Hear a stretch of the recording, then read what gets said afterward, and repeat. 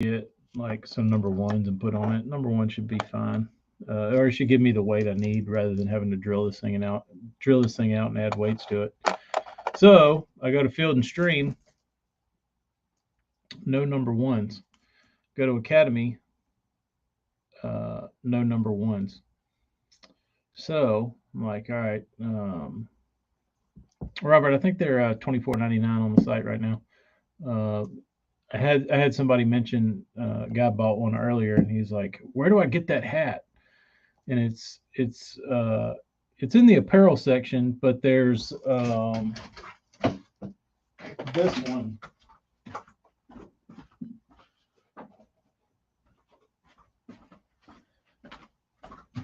These two are in the or this one's in the picture, but if you click on this picture, you get the option of this one or this one. So I should probably create 3 different listings because it's confused people. Confused people from finding this one. So, evening, Bert. An old school scaled Peter T. Mutt showed up in the mailbox today. I have one of those. Haven't I shown you that? Hello, what's MNF? Oh, damn it. Jimmy's calling. Hold on, Instagram. Yes. Hey, did you tell me you were leaving? No, I told you earlier I'm going. I'm on YouTube's right now.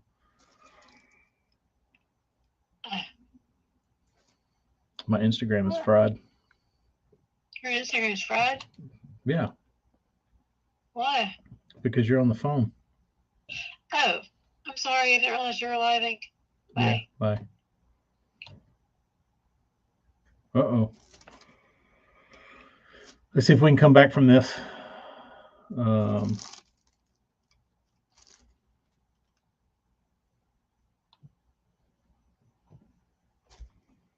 Let's see if my Instagram will ever recover. Oh, Monday Night Football. I don't watch that crap. Uh-oh. I think I'm screwed. Yeah, Instagram's toast. Wonderful. Wonderful. Nah, Jeremy, she wasn't sleeping. Oh, why is this fucking thing? Discard. Close the app. Reopen it. Yeah, YouTube works great. But there's a lot of people that don't. Like I said, I've got a lot more people that I. But I'm running people away from Instagram because of the shitty service. Or it wasn't service. It was getting a phone call. The Vikings. I don't know much about. Hella, I couldn't tell you who's good and who's bad. I literally know jack about football. Jeremy, I'm with you, dude. I don't like it. First, I don't know that you don't like it, but I don't like it. Like it just seems like a monumental waste of time. Swimbait power, no sir, they are all gone. That's what I'm packing up and mailing out.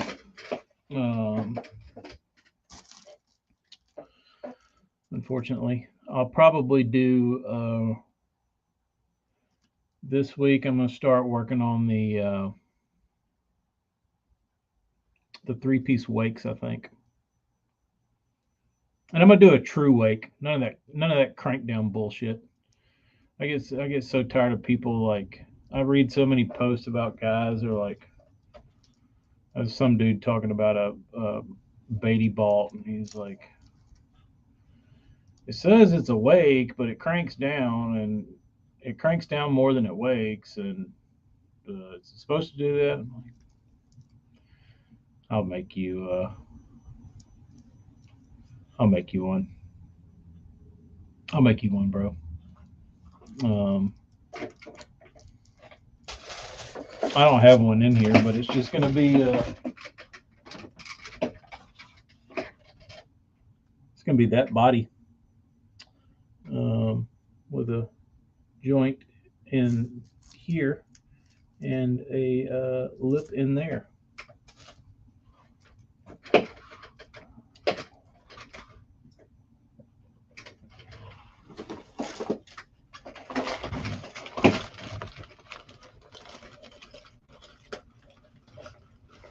John D, he hasn't yet.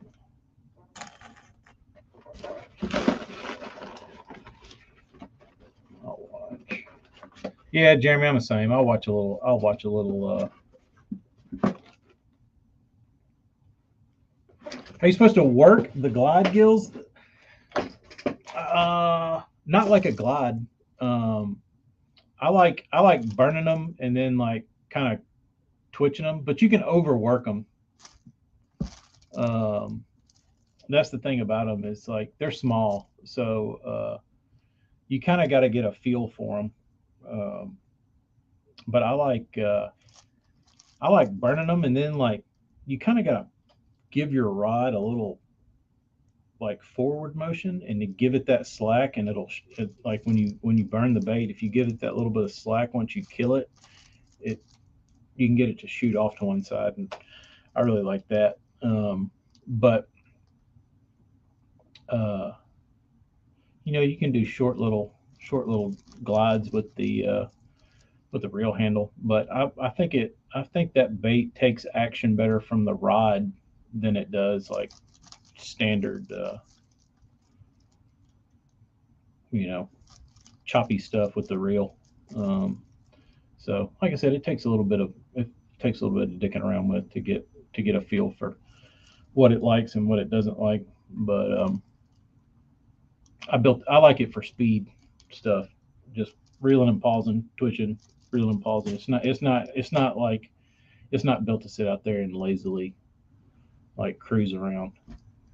Um, Throw it like a spook, yeah, pretty much.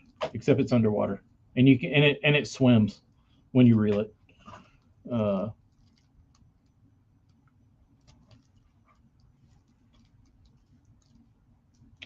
so yeah, I got a shed I haven't done anything with for years. Uh, they're hanging up here, the swimming versions, but I got the master. Um,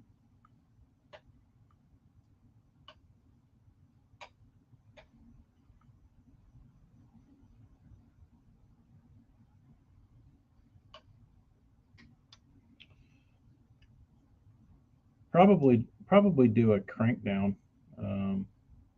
with this one. Maybe. I don't know. I don't know. But this bait's about I hadn't measured it in a while. It's almost 7 inches, I believe. Um, but I've honestly had this bait for so long, like it's embarrassing how long I've been sitting on this damn thing. Uh, you can go back through my Instagram, and I like posted teasers of it like 5 years ago or 6 even. Like it's been a long time. And I've made little, I don't even know where my little box is, but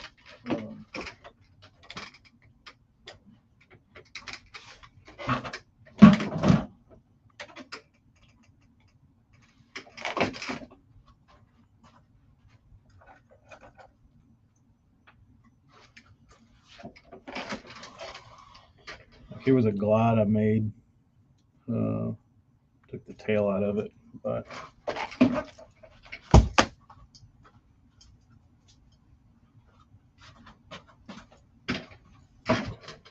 this tail kind of fit. So you can kind of see what it would look like with a tail.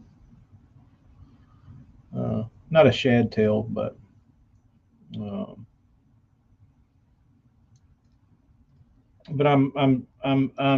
at my wit's end with making glides, so I don't think I'm going to do that for a little bit. I think this is hopefully going to be my last run I have to do with those, but I don't know what I'm going to do with this. Like I said, anything's possible now. I'd like to have a crank down.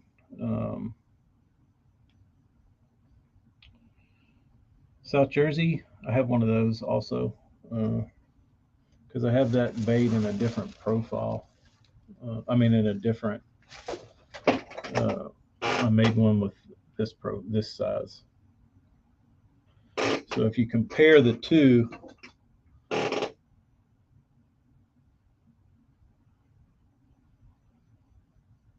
substantially smaller, but I've also got this one.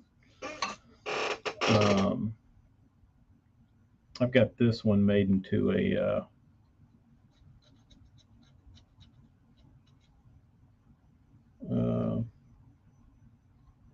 a three-piece, just swimmer. That one. This one I did. This one I wanted to do for the blueback dudes.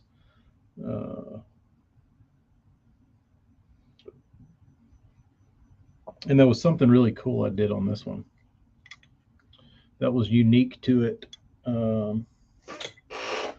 But I didn't want to work myself to death for like a little bitty small bait. But maybe I don't know. We'll see.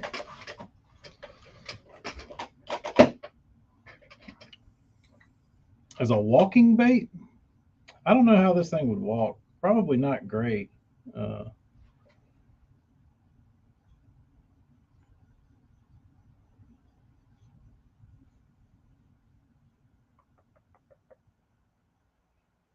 But a slightly scaled up, I built a slightly scaled up size balsa bling looking bait. If I had to paint one fall color, what would you paint it?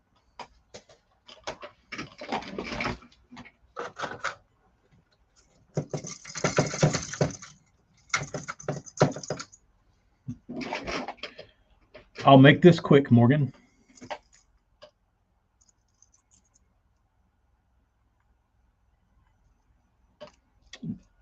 I've shown too much.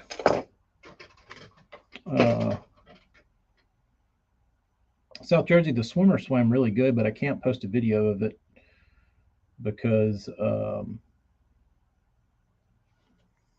my little proprietary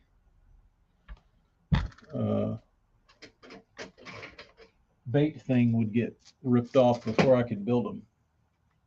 So it just sits there in the vault of my phone.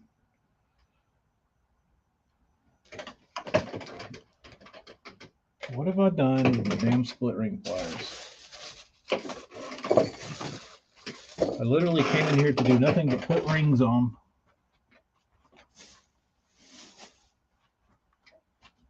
And now I can't find my damn pliers. Not in my pockets. Not in there. Not in there.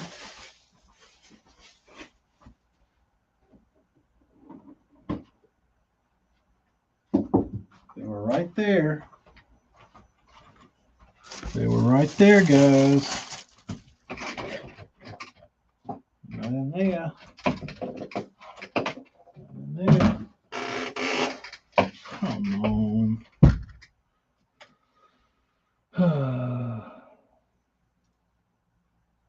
Jeremy, I didn't.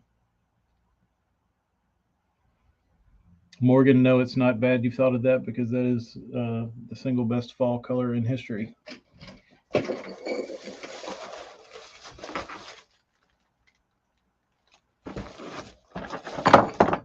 There they are.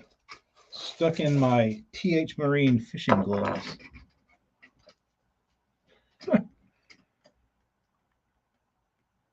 Bald Hall. People keep calling me and it crushes my feed. Can't help it. Can't help it. So I'm on the YouTubes.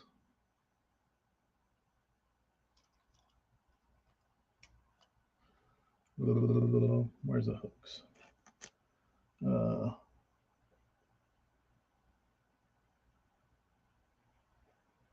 small reminds me of an elude stiletto walking bait that has very short twitch glides more forward than sideways. The stilettos are cool looking baits. I never owned one.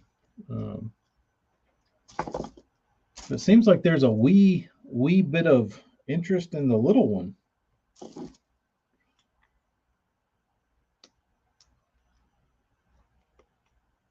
Which I really don't want to get into making little baits. Which this one's pretty small, but you know what I mean.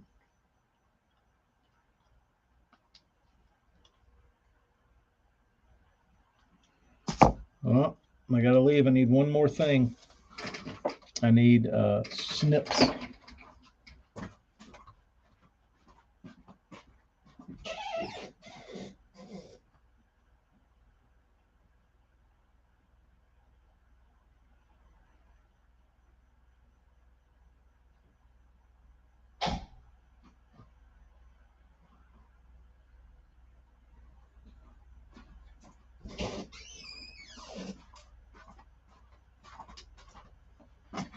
Oh, sea rigs, nah, Hall. I hadn't painted your sea rig sinkers yet. I'll get them. Sexy Shad sea rig sinkers done right up for you.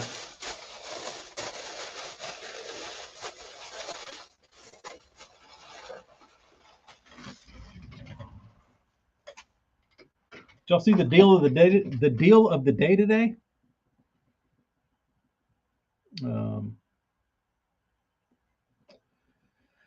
Morgan, I gave Chance 2 of those blanks, the duplicates I had. The deal of the day, I went to Academy to get hooks for my baits because I wanted a number one to add a little weight to one. And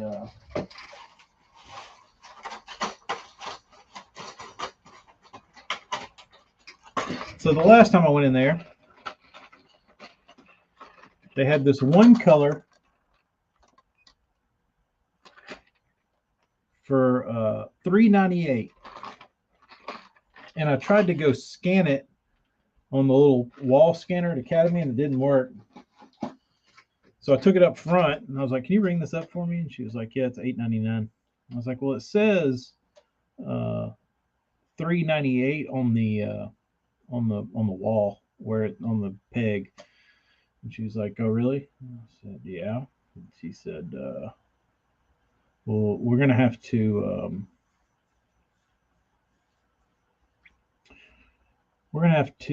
call somebody and get them to verify this." I was like, "Okay." So she called the fishing department twice, and I was like, it's not worth it. Like, I'll come back later." So I come back today, which is about 2 weeks later, and I see that they're still marked for $3.98, and I was like, "Oh, let me check these." So I went over to the scanner. The scanner read $1.98. Ooh la la. So I cleaned the peg. Only got 6, but it cost me just shy of 12 doll hairs.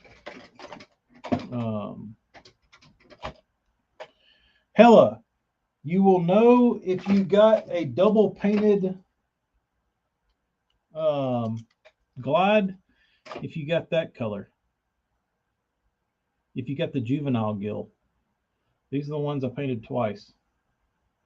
So these here are original OG paint. So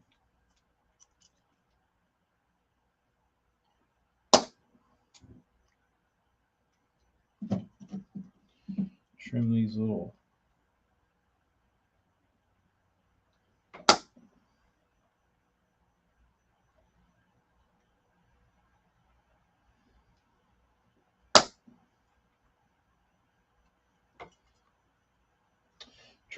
nubbies up.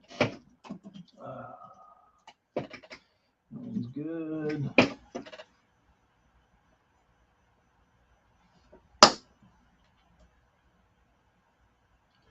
Oh, I can also recommend to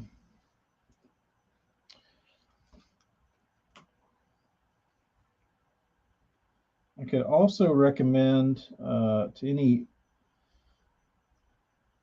dudes clipping. I went in and I'd filled in the bottom hole where the pin would go through. I went and filled it in with some gobbledygook, and I would take these cutters and I would trim my pins. And when you trim it and you put the force on the pin to cut it, when it pops, it like shoots down. And it was like I didn't realize it, but like the last batch of gills I did, I was like shooting the plug out of the butt every time I'd clip the rod. Lots of innuendos there. Extra TK sweat and tears, correct. Correct.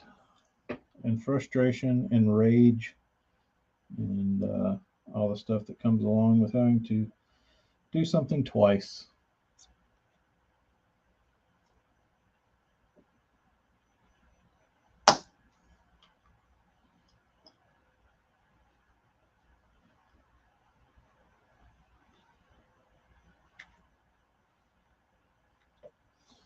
Okay.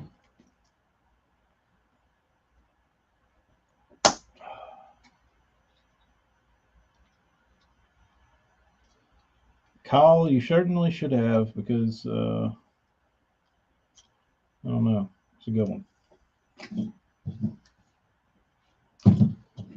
It's a good one.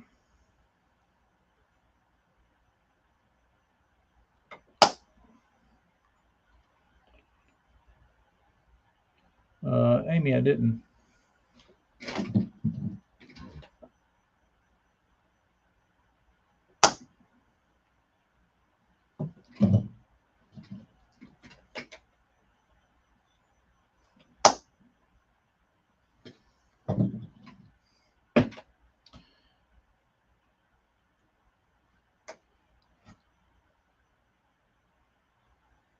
Jeremy. Josh is on here all the time. You don't see him? Hell, he's probably on right now.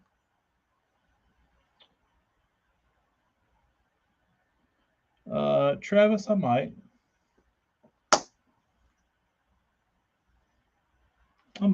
I may.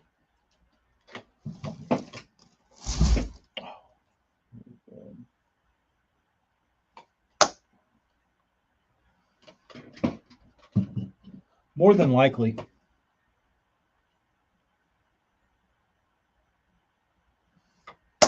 Jeremy, I talk to Josh numerous times a week.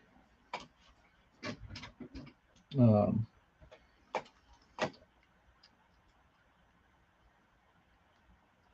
I did see his dad make that post teasing the Teto drop. I don't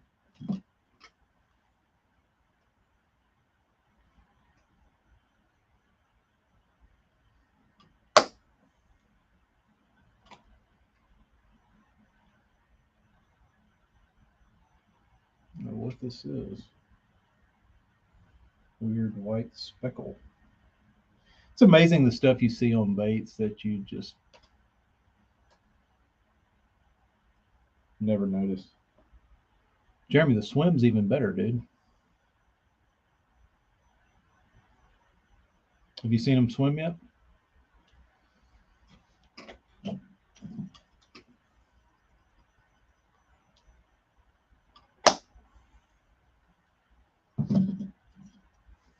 right. Bertimus, how are you? Did Bert comment? No. Jeremy, get on Josh's, either his, I don't know if he's got swim videos on his personal page or on the Tato.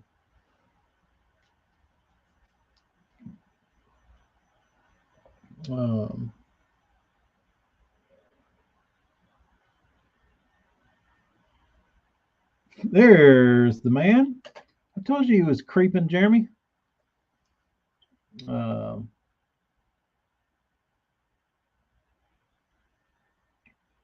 Hall. Come on, bro. Homeboy's been hearing that since he was 2.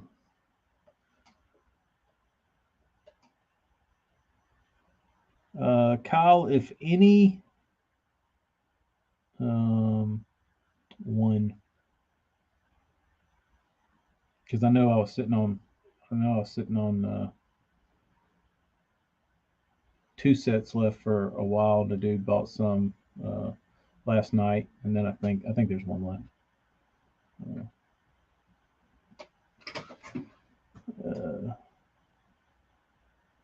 Hold on, what did I miss?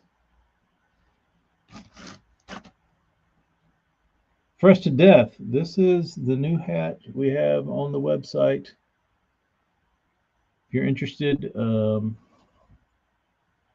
you have to go to the apparel and then go to the hat section, and you'll see that one in the picture. But if you click on that hat, there's a choice to get that one, the green one, or this one. I need to change it.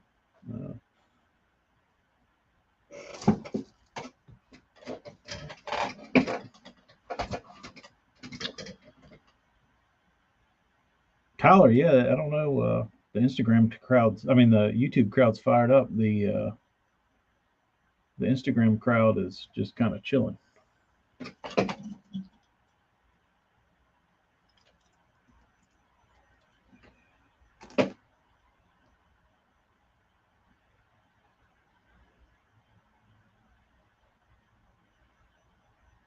Need just the patch. Tyler, what are you going to put it on? You got a pair of old coveralls you want to throw it on? Hall, this is it's a dry duck.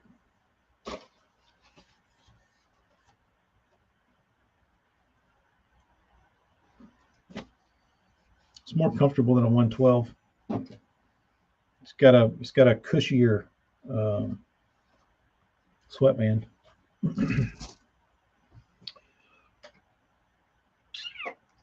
Making lunches.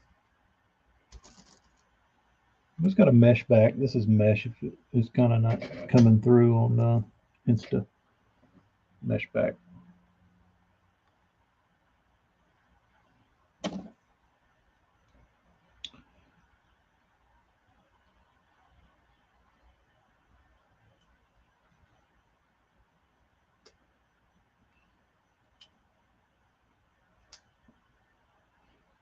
Tyler, I can certainly accommodate a patch on the work coveralls. I think that would be sweet. I would be more than happy to get down with that. Ow.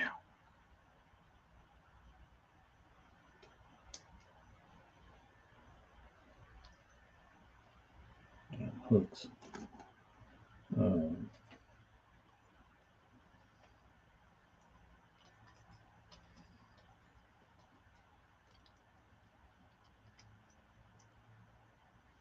Okay.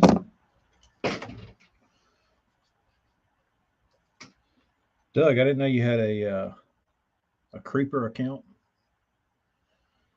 Some reds and flounder in the morning. You going on the causeway or down to the island?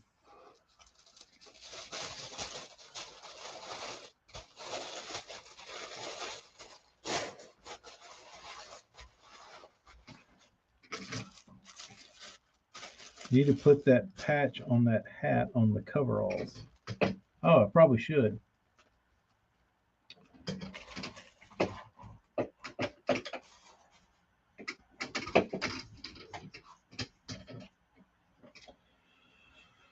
Check them out, Daniel. Y'all didn't see my mechanic shirt I've been wearing? That one's those are starting to grow on me actually.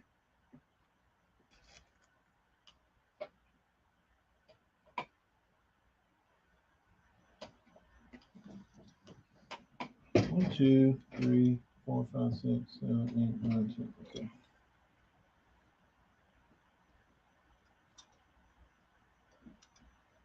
Dude, it's hot in here, dude. My life preserver?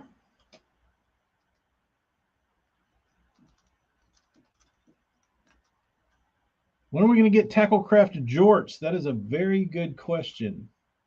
Had lots of requests for the jorts. I don't even know how that would be possible.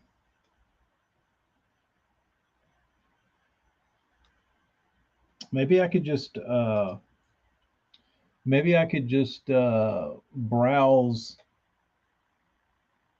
eBay and collect enough rotten ass jeans, and then like after maybe a year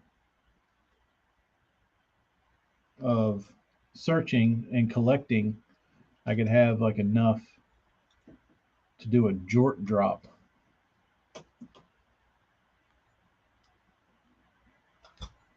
And just see if I could collect. I could just do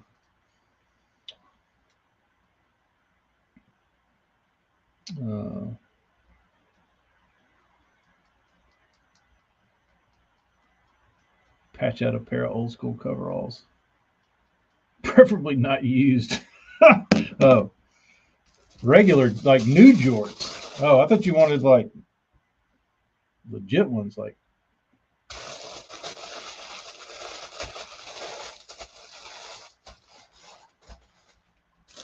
raggedy as these ones I wear. It'd be clean.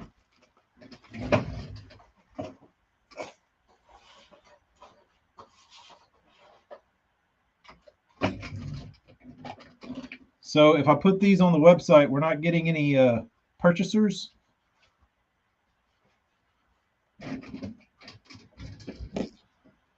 Nobody wants the crusty ass 20-year-old worn out jeans.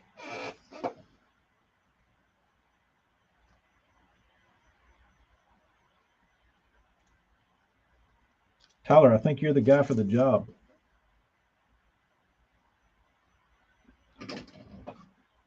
TK, remember that weird JDM egg-shaped crank down I showed? I tested it out yesterday, and it was pretty crazy. It thumps super hard and straight retrieve, but more of a dead twitch, but looks super good. It's interesting. Hall, you still got that old Mark's Outdoor shirt? The red one? Or has it been retired?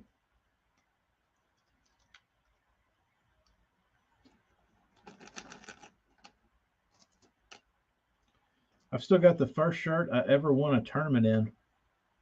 And it was a king mackerel Alabama deep sea fishing rodeo issued Guy Harvey shirt. And I had taken it on and off so much. I ripped the whole neck out of it.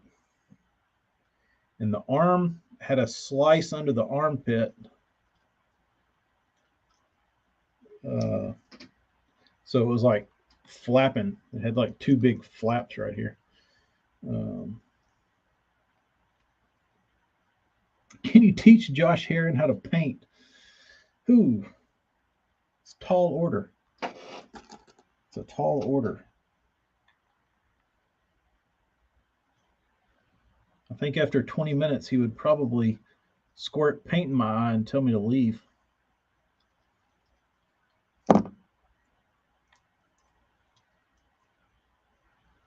He'd say, "Nah, you're nuts, dude. Get out of here with that shit."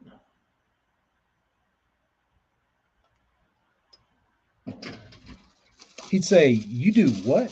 No.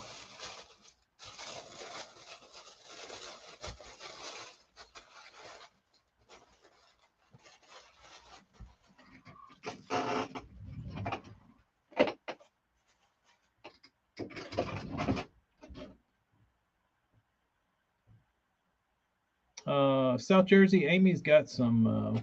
She ordered some samples of some beanies. Uh,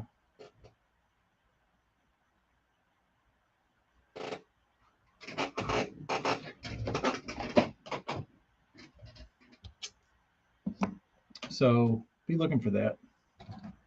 I always underestimate the up north dudes' need for sock hats and sweatshirts and stuff.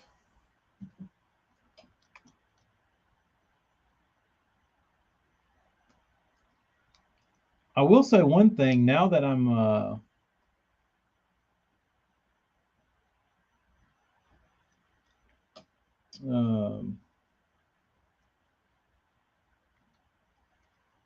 it's never really bothered me, but now that I'm doing this, I really should take a play out of Mr. Josh Heron's book and start putting heat shrink on my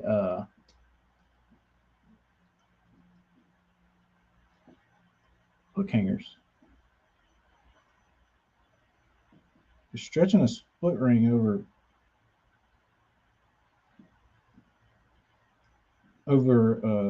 clean, unpainted stainless would be nice right now.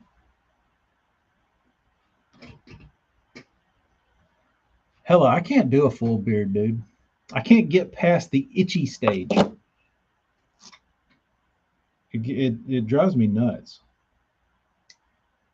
I've gone pretty bearded.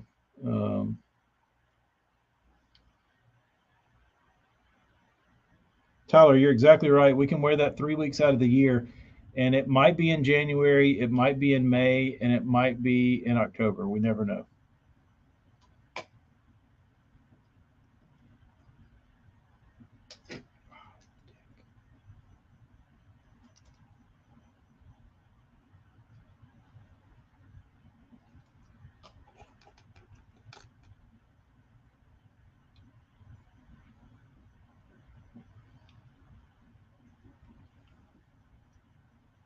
Hall, have they released any other anglers from this ABT Pro-Am? I've been hearing rumblings of. I've not shaved in probably 20 months to a year. Jeremy, that's pretty hardcore, dude. I haven't clean shaven with a razor since probably high school, but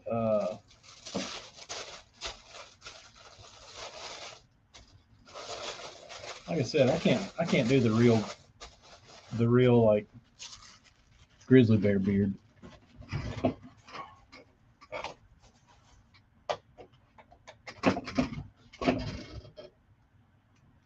We did get lucky this season with the hurricanes.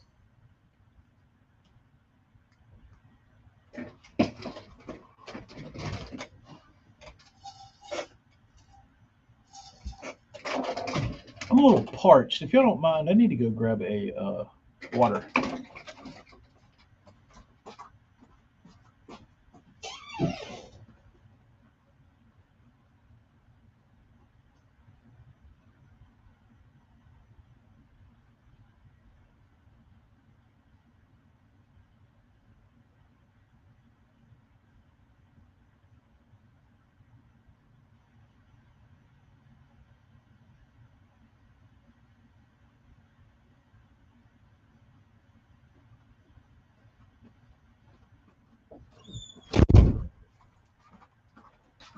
All right, I'm back. Got a really big thirst.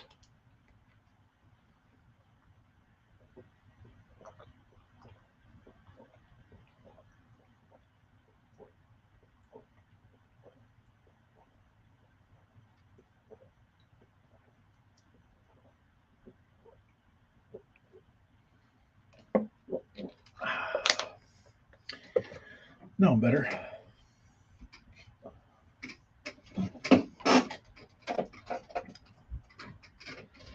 Dude, I don't know how y'all wear those beards during the summer.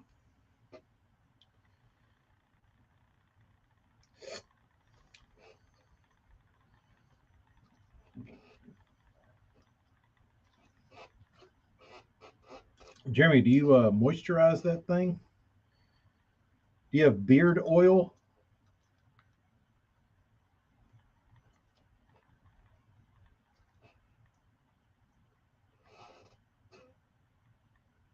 Water champ.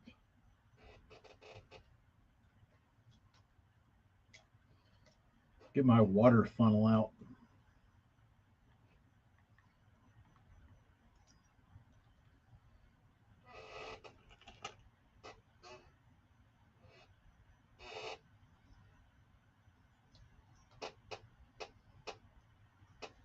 Oh, I went by Field and Stream today. Hell, that would be a good non-endemic. And I think those like beard oil companies are probably throwing out sponsor deals pretty regular. Um, because I don't think like old timers are like CEOs of beard companies. You know what I mean? Like it's all guys that um, know what's going on with like social media and stuff like that. So I don't feel like you would be barking up the wrong tree there. I think you might be barking up the right tree. Um, a beard oil sponsor.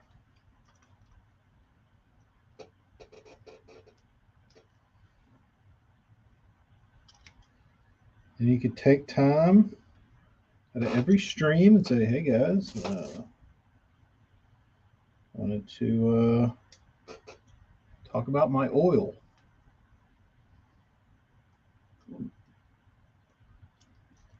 Oh, also, if anybody's curious, um, or if anybody's looking for a deal on some Guggen stuff, Field and Stream is having blowouts. Pretty much every Guggen product is buy five, get five free. I don't know if that's a deal or not, but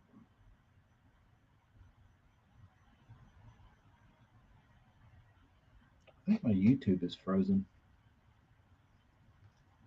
I haven't decided. Get some garlic beard oil, dab some on the beard, then some on the tube. Not a bad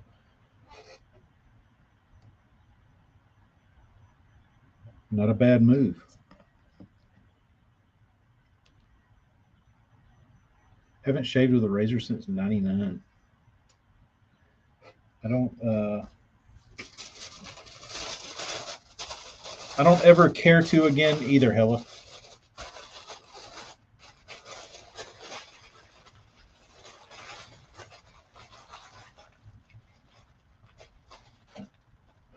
The Guggen boss is going to get skull drug on the red this week. Man, I can't wait to see that tournament. I hate it's an open and it's not a regular elite event.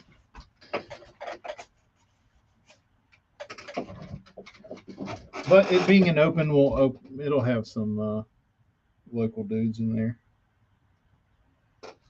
So, uh,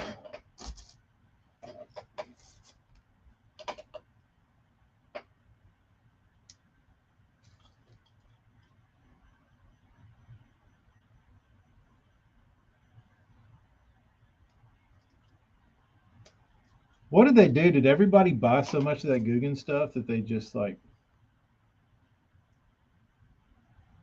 are just like overloaded to the max of that stuff?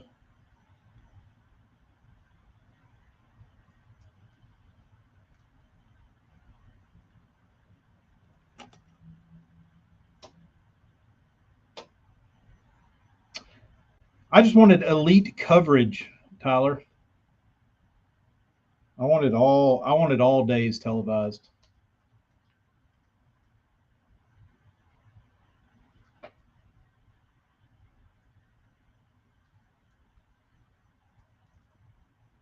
I wish they'd do that on the opens. I don't know why they don't.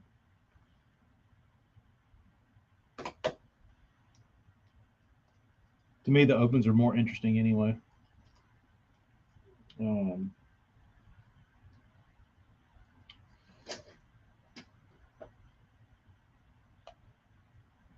I saw Caleb Summerall on I-65 in Mobile a month or two ago, and I passed him, or he passed me. He was doing like 100, but I saw the boat. I think he runs an express, doesn't he? And he ran past me, and I saw Caleb Summerall inside the boat, and I was like, "Holy shit, that dude!" That dude was fishing like yesterday in New York. Like, how is he home already? But he still had to get to Louisiana, but he wasn't too far. Um,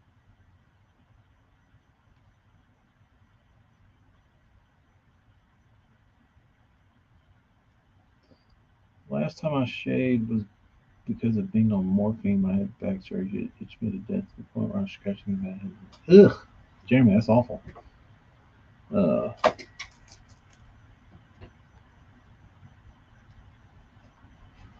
what do I need? A bait. He drives that boat like that. Will that thing run? Is he one of those dudes that like gets his? Did he like have his 250 board out?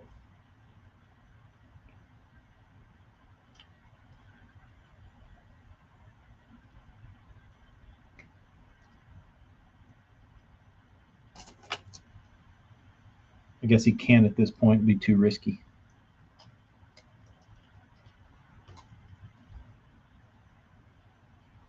Too risky.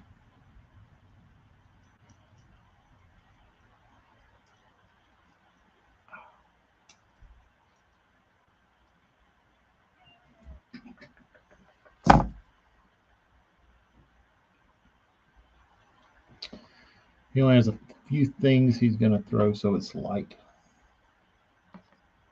I've started packing light. Like that's what me and my buddy Blaine were talking about a couple of days ago.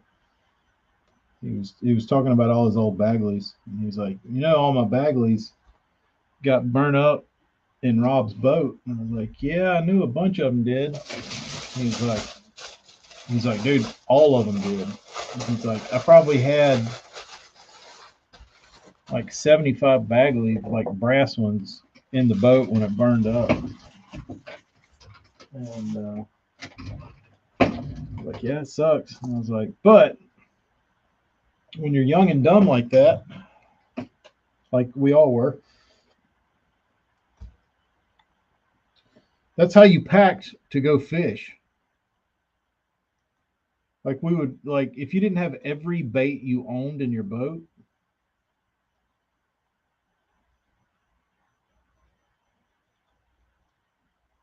you weren't you weren't prepared, right? I remember those days. We used to carry literally everything you owned.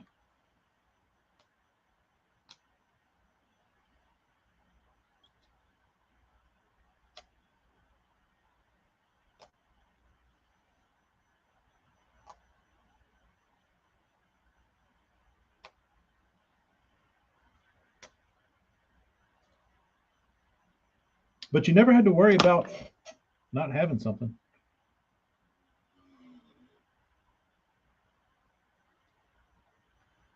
Lundy, you haven't seen your tackle box? Do you know where it is?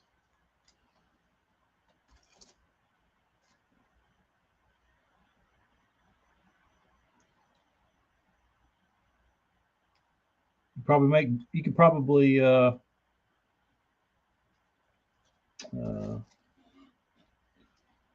let's make a deal. Yeah, well, Lucky Craft, the ones you've got are still a thing. Um, they've changed them and cheapened them up since you were buying them. So yes, Lucky Craft is still a thing when they're the old ones. Um, Tim, I don't have a bedtime, bro. My bedtime is anywhere between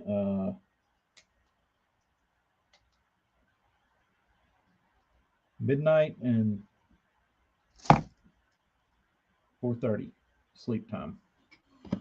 Everything after that is a bonus.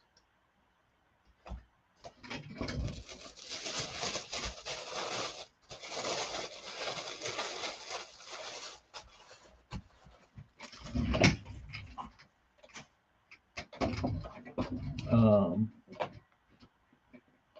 Caught two dang. I still do that. That's why my basket only runs 70, not 80. I take too much even when I'm in my 1548. Uh, 2 boxes and a gallon Ziploc bag is all tackle. Um, I wish I had my tackle bag in here. Uh,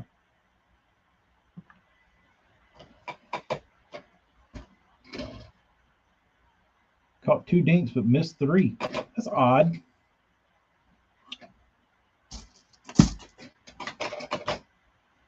The only time I've really had a hard time hooking fish that I remember on a topwater, um, I was on Town Lake and I was throwing a transparent, like spook type bait, and it was literally like they couldn't damn see the thing.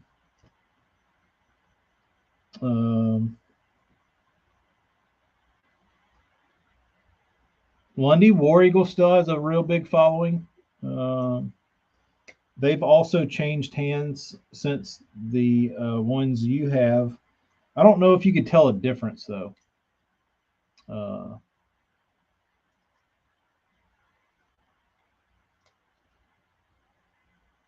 Tyler, yeah, the LVs are badass. I used to throw the big one, the 15. I don't talk about that much though, but since it's 10 o'clock, why not? Why not?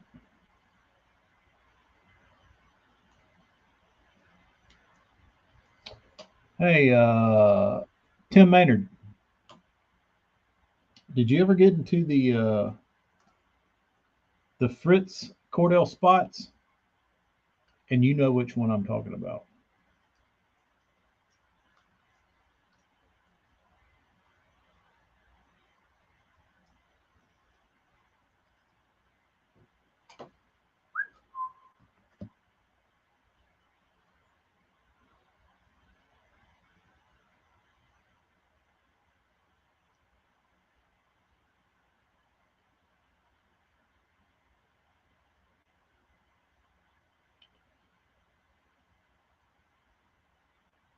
Every boat in the lake's throwing Bill Lewis. I'm glad that Bill Lewis is still a thing over there.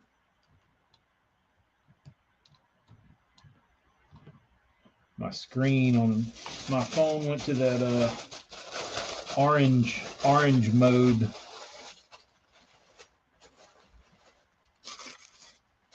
You know, I really like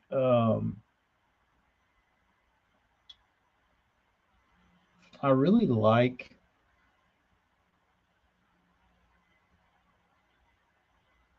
the red eye action, but it's so damn stupid looking.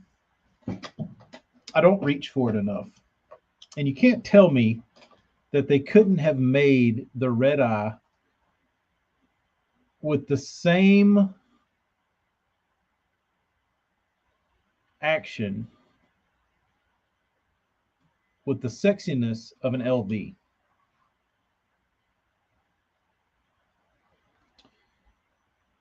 I don't believe it in my heart that you couldn't have made that look better.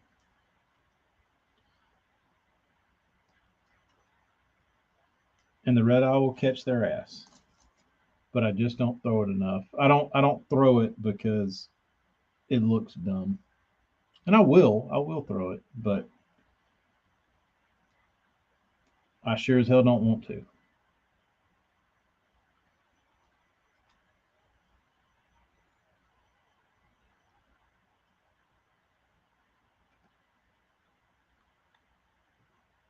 Tim, maybe another time.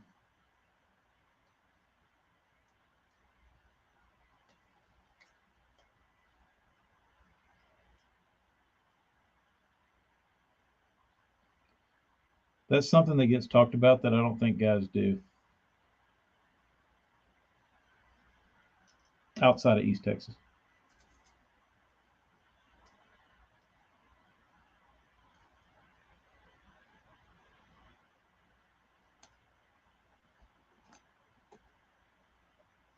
The bar was set too low with the trap spot on the body style. I think a Cordell spot is way sexier than a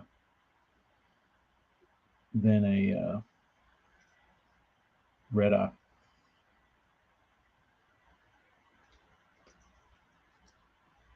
I think a red eye could be the ugliest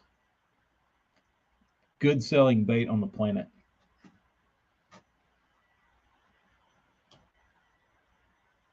Or maybe not good selling, but the ugliest good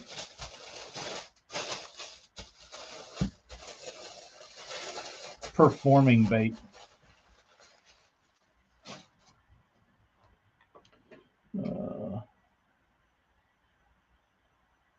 TK, you know we've got another top secret trap that some of us throw here in North Carolina. That one, they don't make anymore either.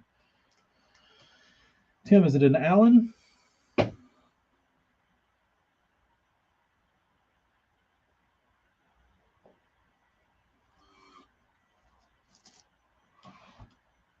Blink twice if I'm wrong.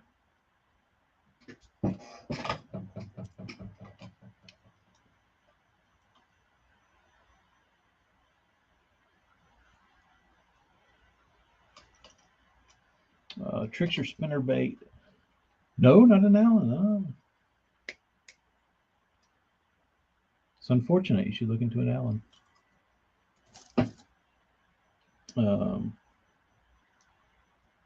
Lesser known company. Would it be in that? Would it be as obscure as an Allen, or more obscure? Trickster is the most underrated spinnerbait on the market. I've never thrown one, but I could get behind that.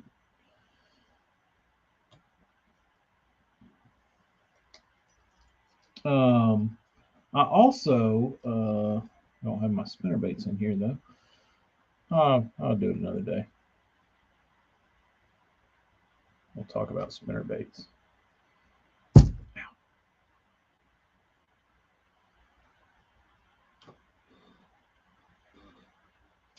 Need to hit up Ann's tackle stock room.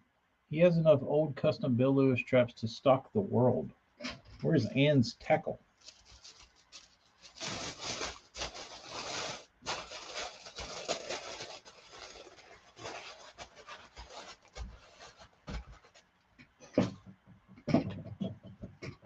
Where do we find that joint?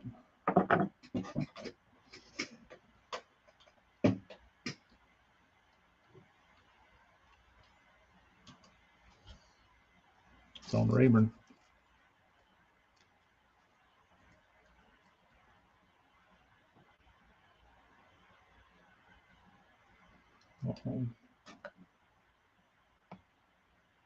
Trickster spinnerbait, bulging, awake in the wind is a waste of time. Nobody needs to try it. I've never, I honestly, have never been able to get on that Jimmy Houston, like bulging a spinnerbait bite ever. And I think because of watching Jimmy Houston's show for years and watching him reel that spinnerbait really fast this far up under the water for years and watch those fish come up and blast it, I was always under the impression, because I really didn't have anybody to tell me any different, um, that was how you fished a spinnerbait. And it wasn't until much, much later in life where I finally learned that if I would fish my spinnerbait where I couldn't see it anymore, all of a sudden my bites quadrupled. It's like, damn, now I can catch fish on a spinnerbait. All I had to do was quit looking at it.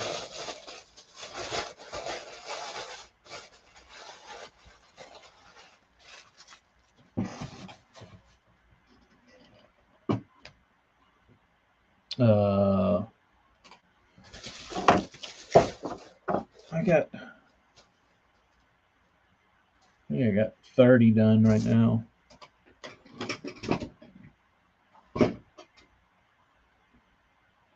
Tim, I will.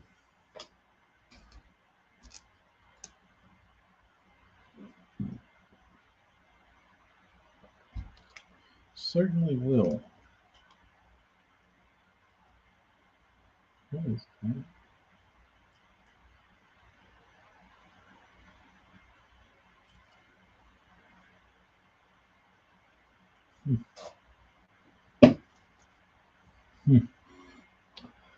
I don't do the waking a spinnerbait either. I've tried it, just not worked for me. 3 to 10 foot depending on work. Or yeah, I don't know what the.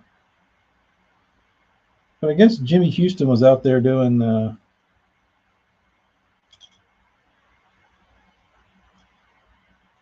picking his times for like when he went fishing in film shows, and they were all, you know,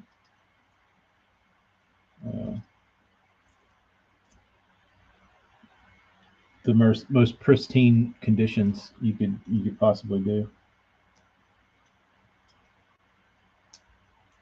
or you could possibly ask for. Yeah, and his ponds were filled with F1s or northern strain. There's no telling what was in his lakes. Something aggressive. But I was also young and dumb and naive, thinking that all these ponds these guys were fishing were just like local.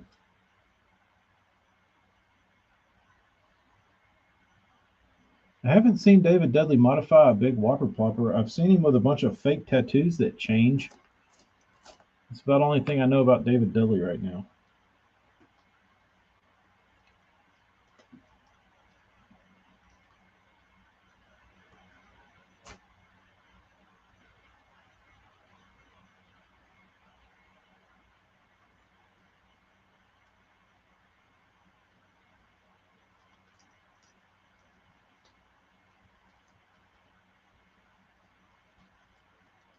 Damn, it's hot in here. What's he do to a whopper plopper? I did see him do his. He was like Nico rigging with a straight shank hook that was gigantic, and he had it like weedless. Dudley does some wild stuff.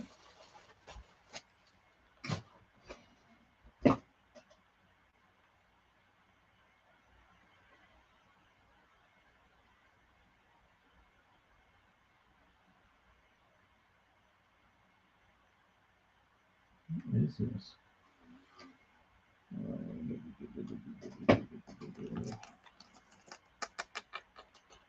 Damn, it's hot in here.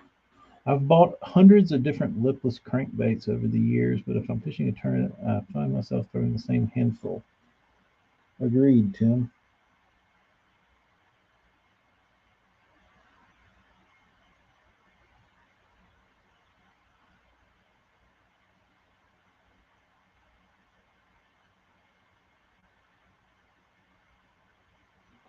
Agreed.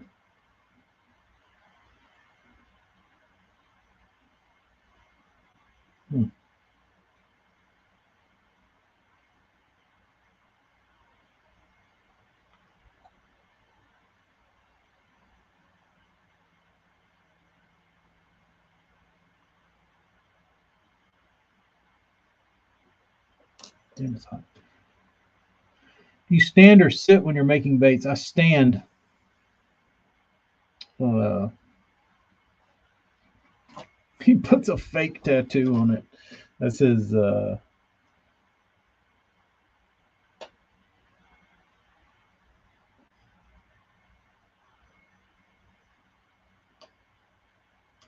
that's his wake. That's his mod.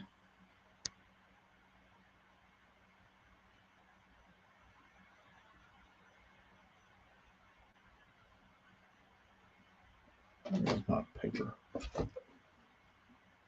Dudley takes the beads out of the back of the popper and fixes the rear hook solid. I think he has a trouble in the long term.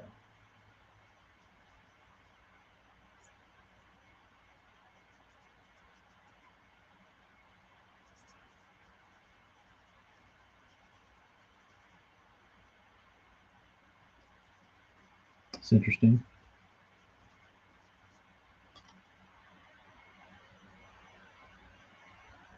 Very interesting.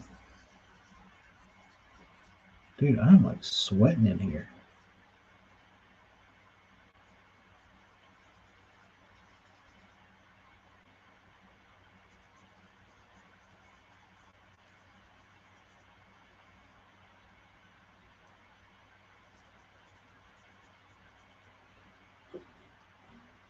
I got a box of trap that weighs like 10 pounds. That's pretty impressive, Tyler. I'd like to see your most gnarled up, nasty trap.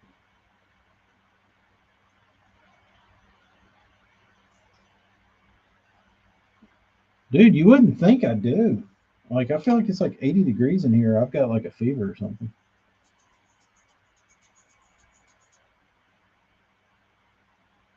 Which also wouldn't surprise me. I'm hot.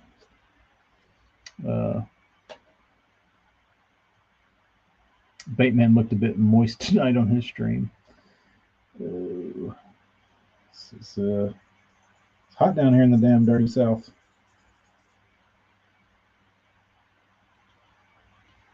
Hot.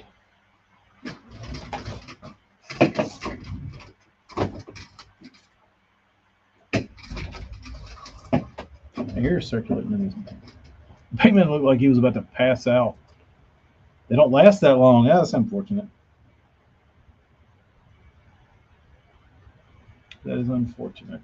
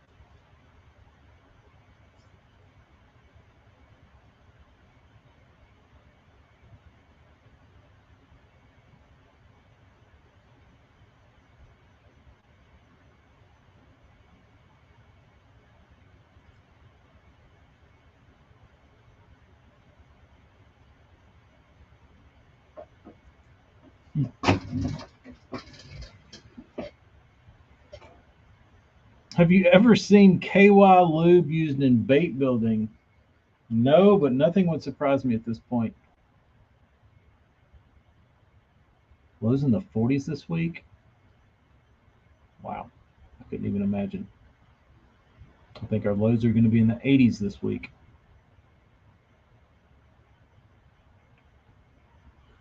Gonna have to start a GoFundMe for Bateman so we can get him a window unit for his bait room. Oh, Rear hook stands straight out of the back of the plopper, lays just a little deeper in the water, and gives a great sound. Doesn't catch anything. Nobody should try it. I wonder if Dudley is the brains behind all these stuff he does, or if like people tip him off to this stuff, because he does some weird shit. I've got three 3700 DD boxes and 3 or 4 more regular 3700s full of lipless blades. They're packed too full, dude. I didn't know so many people had lipless sicknesses. Tails are so tight, it's required to get them in. Oh boy. Oh boy.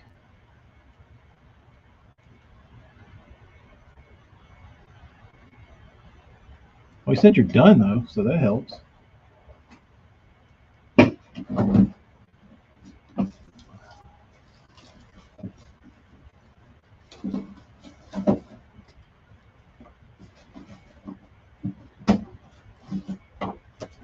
Uh-oh.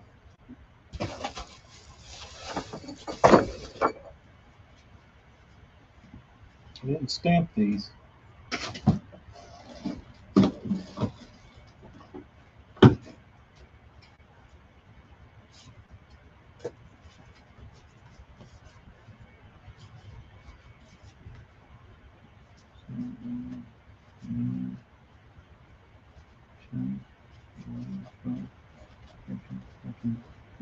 I've only got 16 of the stamped covers. I need to go print some more, I guess.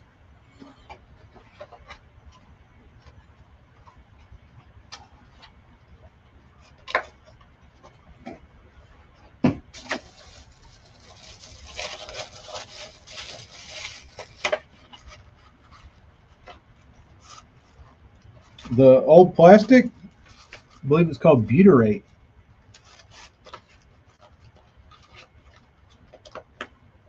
Supposedly a little softer. I don't know a ton about butyrate,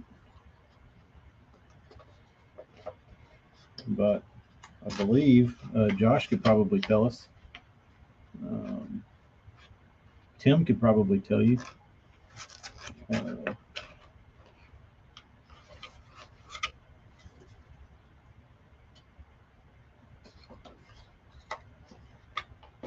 Gives a different sound.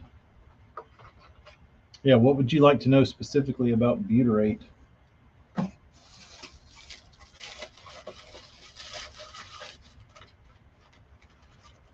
It sounds different. That's about it. I don't know.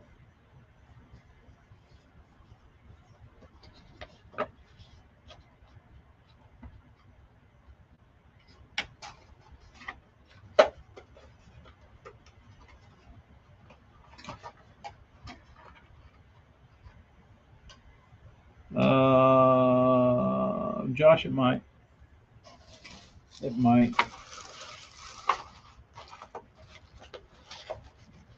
Unless I have some catastrophic failure of some sort, and I hold your bait because your bait's dicked up, but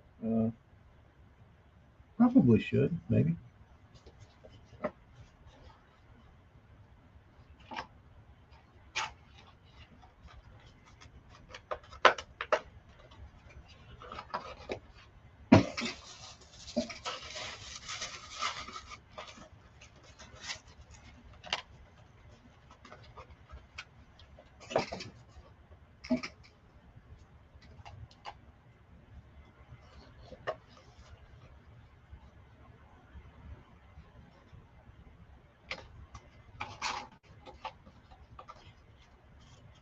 There are some Norman baits made with it. I guess they make clear butyrate now. I don't know. Maybe not. But Norman did used to make butyrate baits.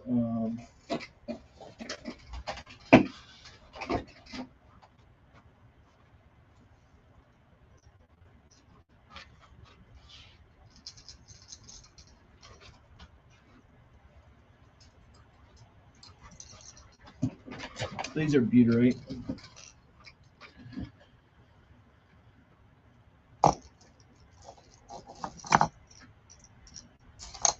It's a butyrate big N.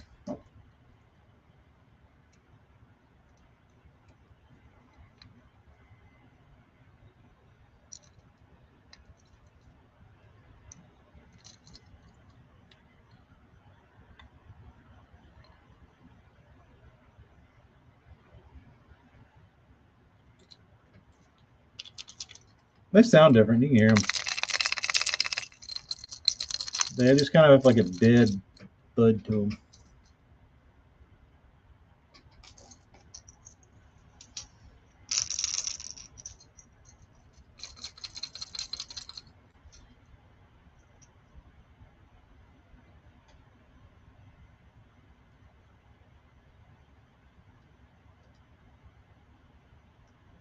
Aiden, keep it between the mustard and mayo, bro.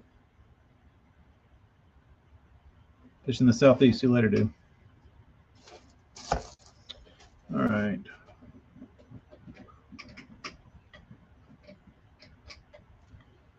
All right, dudes.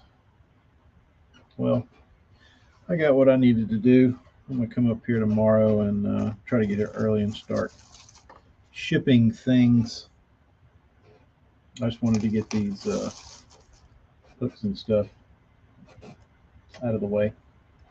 But anywho.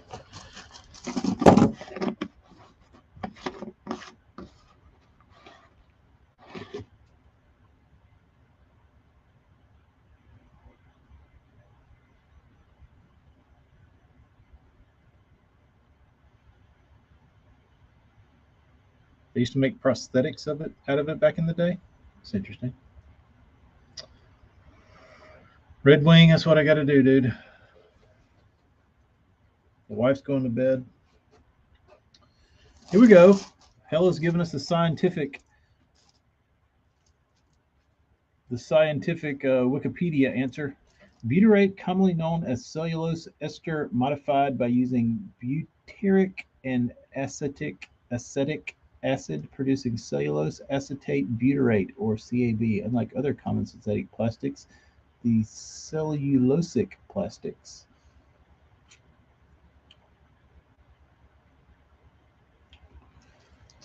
Tyler's down there making polyethylene. Is that foam?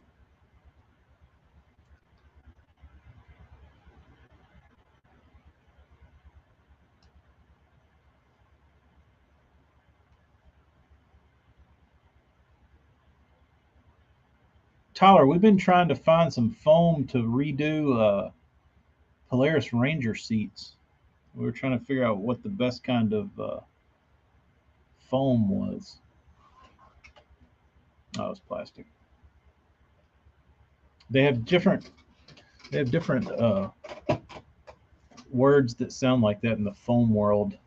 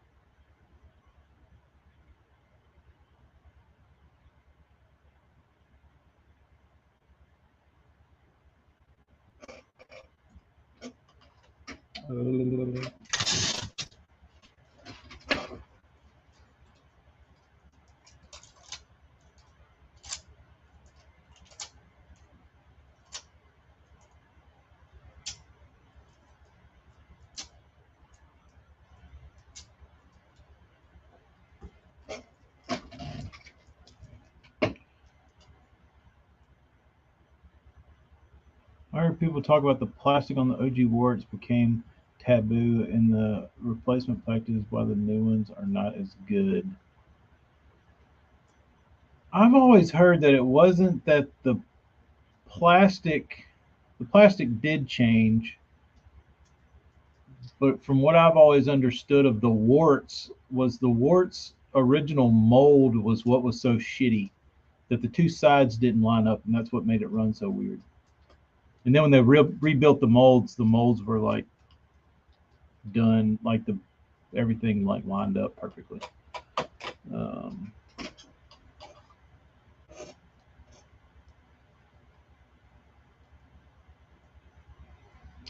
Have you seen every Japan Balsa YouTube video? They're dipping. Josh, I have seen that. Have you seen the dude that makes those like saltwater bait? His name is Ganai, I think is how you pronounce it. And he takes like a razor and he cuts all the scales individually in that like shell veneer shit.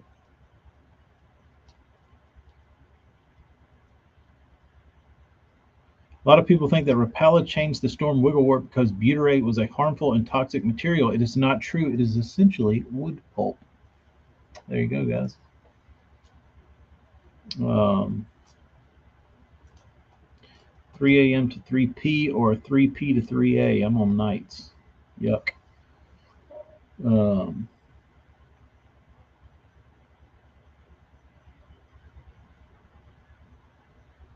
Yeah, I think the first run of warts was all about the mold being dicked up.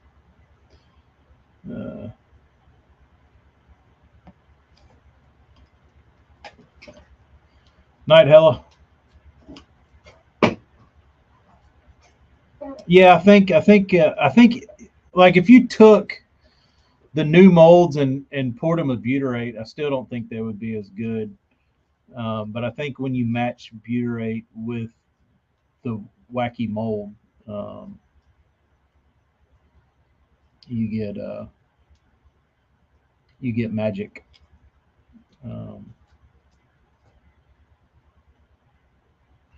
But you would think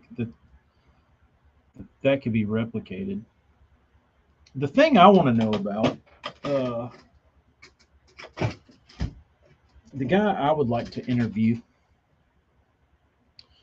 is the dude that was selling the knockoff warts forever. Like before knockoffs were a thing, and before like you could buy blank crankbaits everywhere. What was that dude's name? I used to see him on Kentucky Lake when I'd go up there. Brad's Wigglers. Wasn't that his name? Brad's Wiggler. I'd like to know the story of Brad.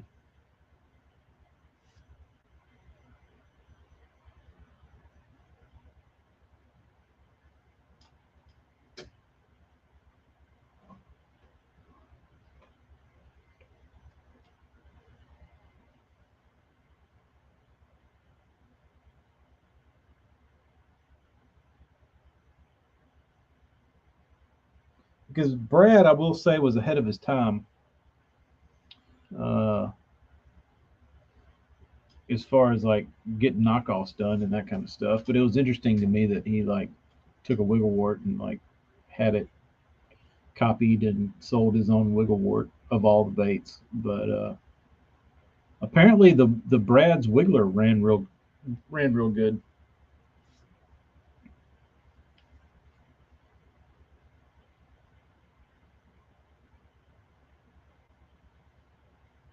A rattling big bud, that would make a lot of sense.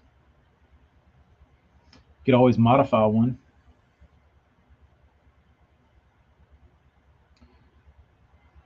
Yeah, the old warts do have a very unique sound and action.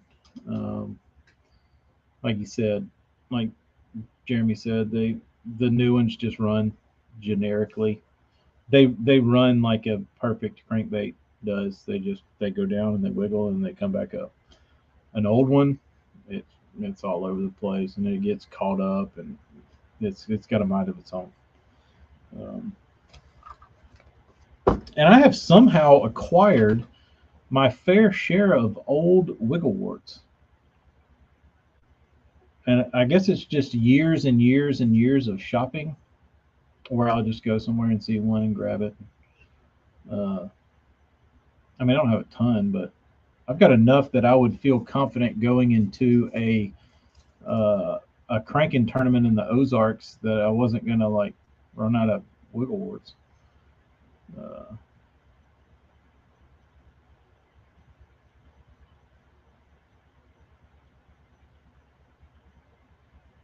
They took the two butyrate halves and pressed them down on a pad covered with a substance that caused the edges to melt through a chemical reaction. Sometimes the one side would melt more than the other.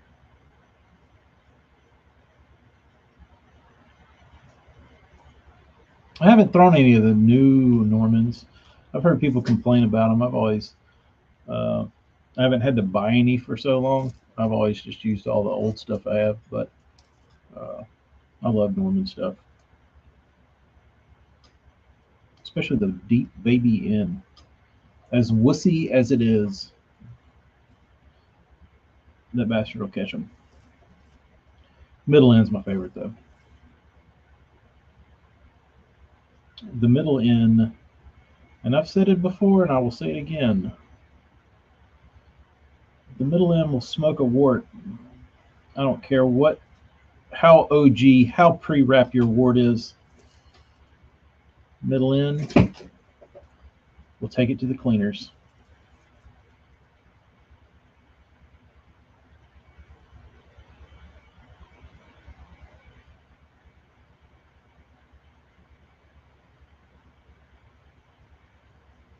South Jersey, I've got warts that do all kinds of stuff. They all have different sink rates or like float rates. Oh, I've got 5 original orange coal warts. They only get used about $3 a year. They get put back. That's probably smart. All right, guys. 10:30. I guess I'm gonna head home. I was gonna package everything up, but I don't know that I've got it. I don't know that I've got it in me tonight.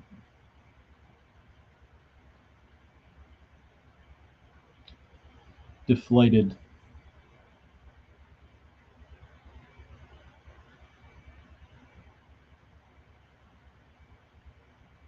So every wiggle wart was essentially as unique as an older balsa bait. Sometimes you get a good one, sometimes not.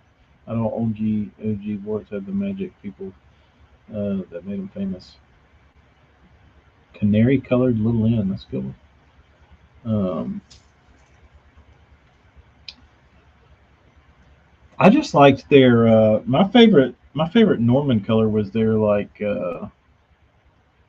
gel coat Tennessee shad and green Joe scale. Those are my two favorite.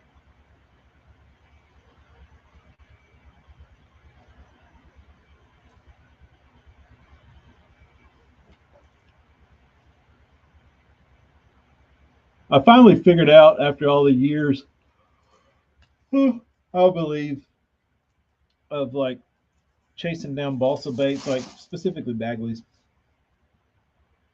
and what like how some like you could give me, or you could go over here on the wall and pull down 10 balsa B3s and go run them, and they'll all run different, but you'll have that one that'll run significantly different and better.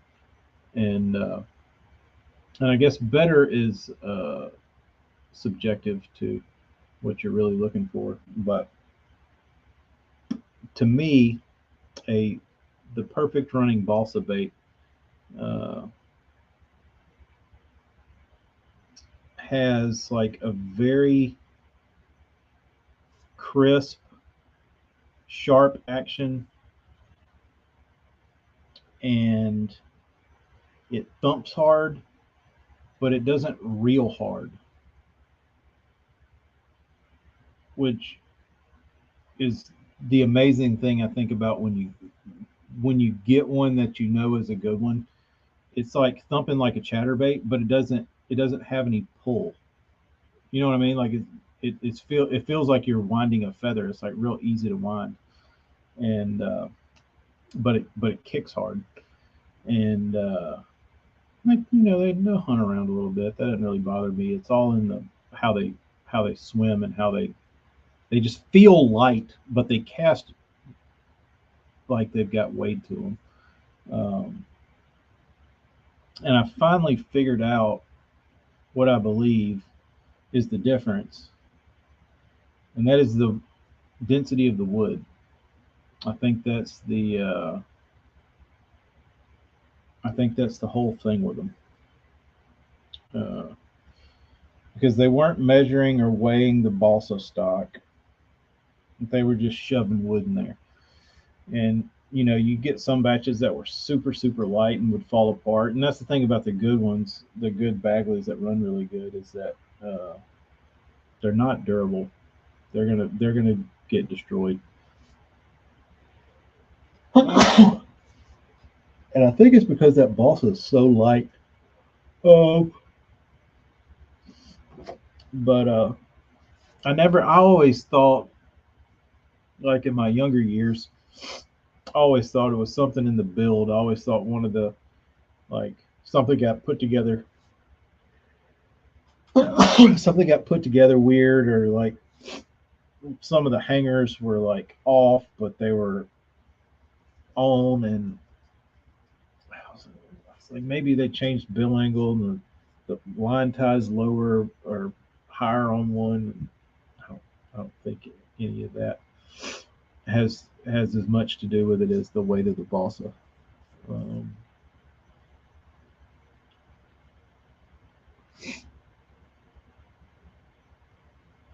I bought 3 deep little ends a couple months back, and 3 wouldn't tune. Took them back and got 3 more, and 2 of them wouldn't tune. So I'm done with them as far as the new ones go. Jeremy, that doesn't sound good. Which little ends have always, I mean, not little ends, but Normans in general have been really hard to tune because they got that little bitty line tie. Uh, I don't know why they don't bump that up. Uma Little Pudges. Interesting sounding bait. But same with duck calls. Wood is changing on them all. The time moisture is high at times and dry on other. You can see that. My big duck call purchase back in the day was I bought an acrylic rich and tone. It was like 100 and something bucks. I thought I was gonna kill every duck in the woods. Turns out I didn't.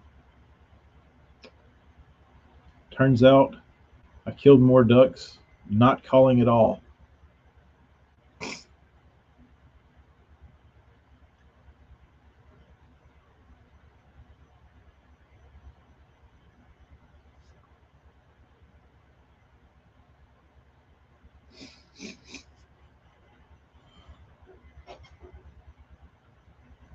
Hell, the dude that made what's that company? I always wanted an Echo. Echo was a badass brand. I don't use thin fins. I've got some over there I painted. Got to get a hobo. Never heard of them. I'm out of the duck game, dude. I ain't duck hunted in 10 years.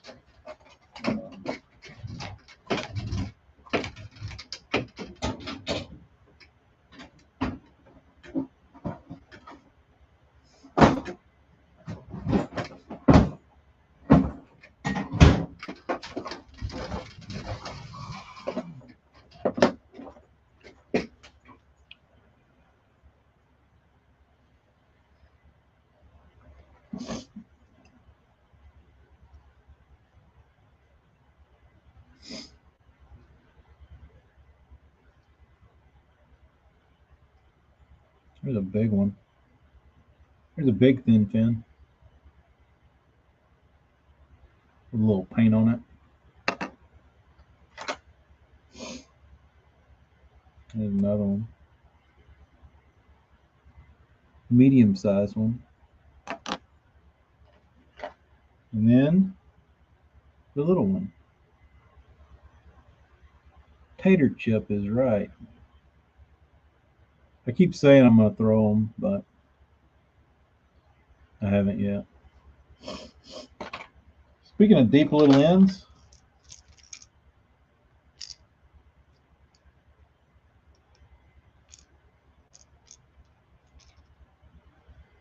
those will catch them.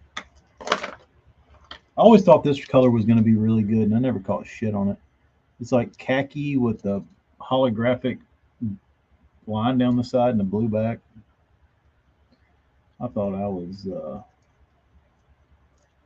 I thought I was onto something with this color. Never did well for me.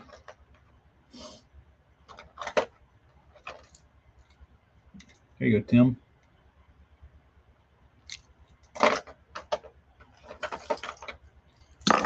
I bought these back in the day.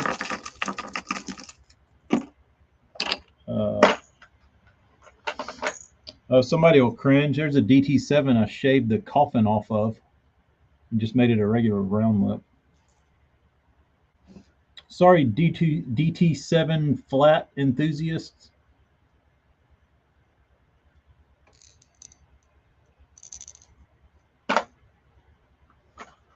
Bill Dance sold me on this bullshit.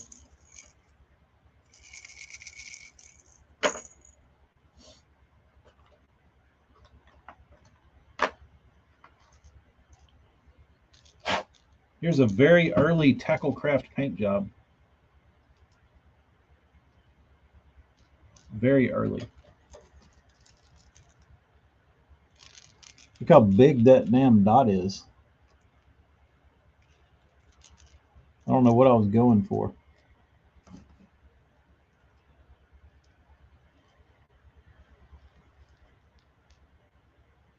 That is a damn dot.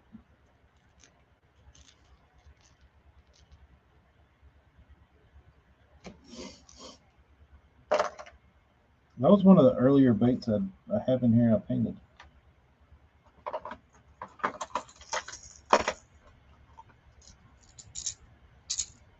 I always thought I was going to get blistered on this color.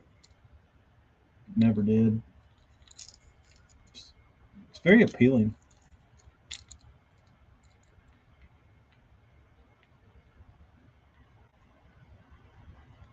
Parrot.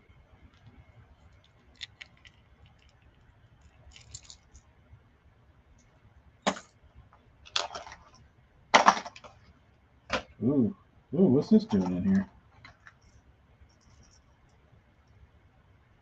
That one's had some hooks replaced. That's believe it or not, this is my favorite Devil's Horse color.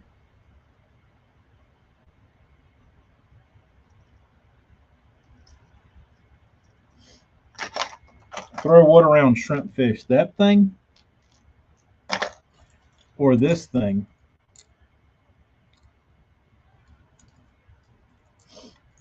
It does look kind of shrimpy.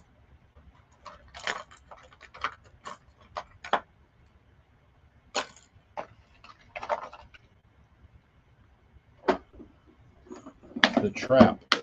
Noted. Tyler, did you see my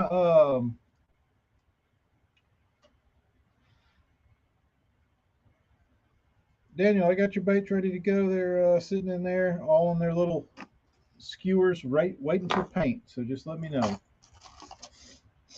I meant to message you and see what colors you want to do.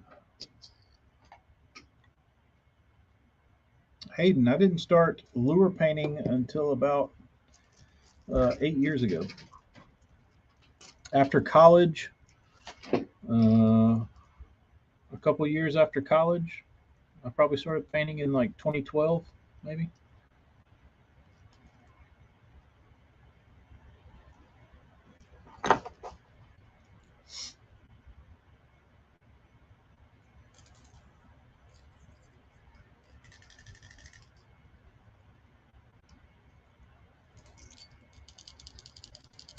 So I bought these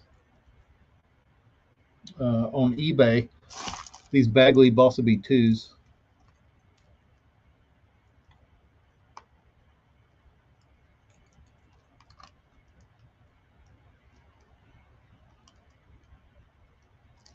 And I guess they were painted by somebody, but they did a good job. But I got them and I was pretty pumped to fish them until I actually fished them, and they were modified to suspend and rattle.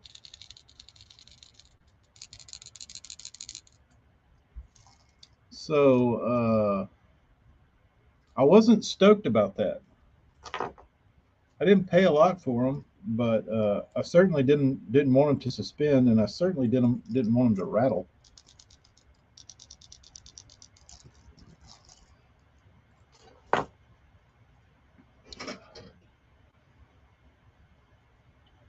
Oh, Tyler, you were asking about what the bait was. So you did see the shrimp popper. That bait was actually a Kinami subsidiary of Yamamoto. If you want to catch fish eating shrimp, a 110 in matte shad. AJ, I gotta work. I gotta work late to stay on top of guys like you, bro. Gotta stay on top of the game. If you want to catch fish eating shrimp, I'm trying to make mental notes of this. Matte shad, a bone yellow magic, or a DOA. DOL. Have you tried the Marker 54s? They look pretty good. It's like I would say it's like if a Voodoo and a DOA had a baby, because it reels the same direction as a DOA, but it's got a Voodoo tail. They're pretty good. The dude was from Austin that started them. Marker 54, the company. He asked me to paint his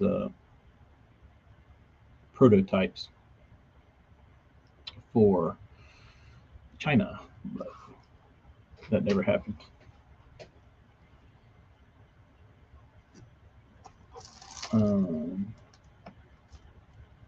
What's that? New resin color rodents did. It looks like a bone peak, almost like shrimp. No, I did not see that.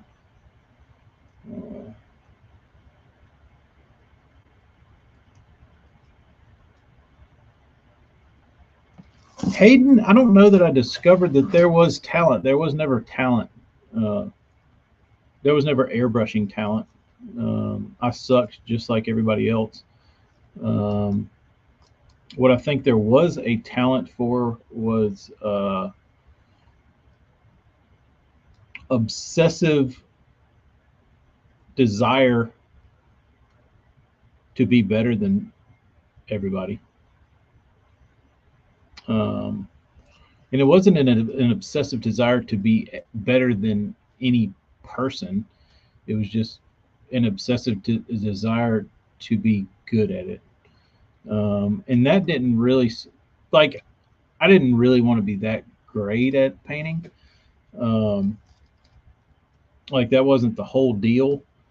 I wanted to be good, and the drive was I had pictures of what I wanted my baits to look like, but my skill level wasn't there. So that's what was the driving force to get better, because I just sucked and sucked and sucked. And I was like, you're not painting what you see, right? So uh, that that was the driving force that got me there to get pretty decent. And then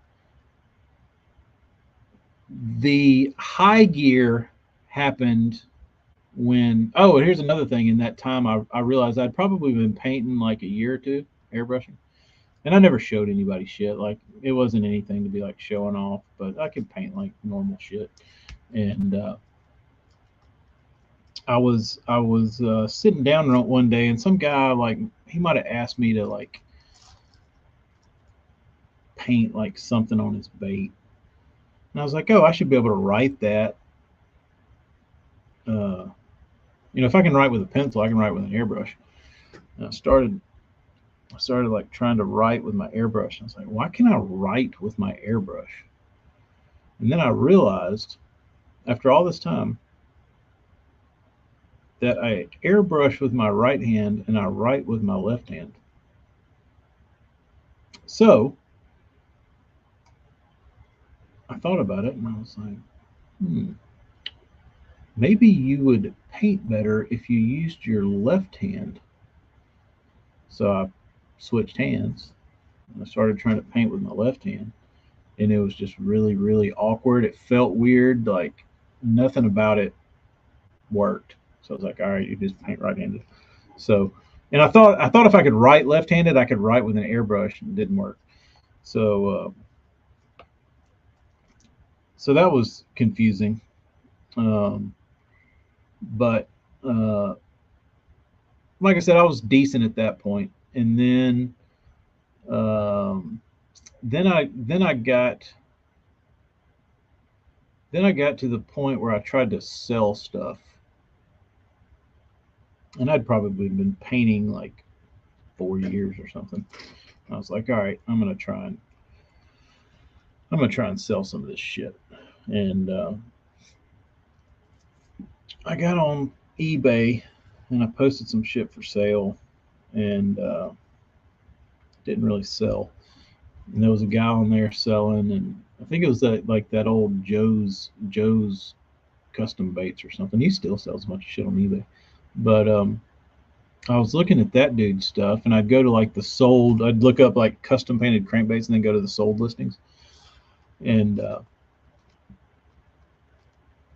old Joe was like selling this shit out of DTs or whatever he was painting at the time, and they were really ratty ass looking colors, like nothing special. But he was selling the shit out of them. They were like $30, $40. I was like, this dude's stuff looks like ass. Why? Like my stuff looks way better.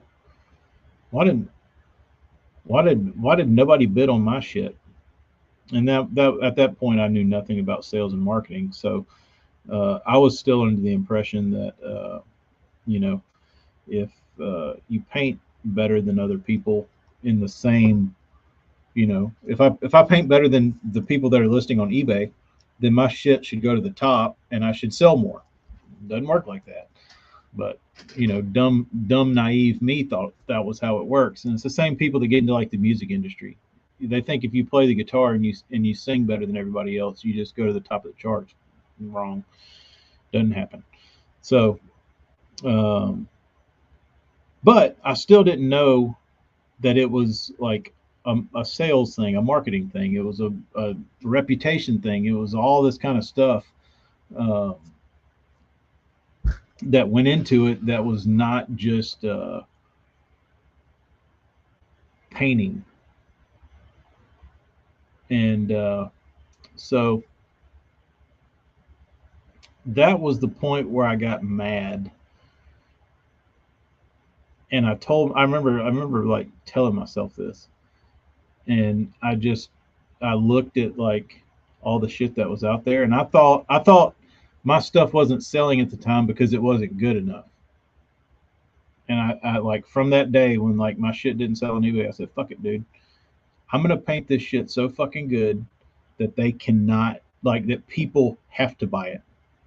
And that was my like from that day on, I just sat there and I was like, "How do I make this shit awesome?" And I just fucked up and fucked up and fucked up and fucked up, and eventually like shit started hitting. I was like, "That looks good." And I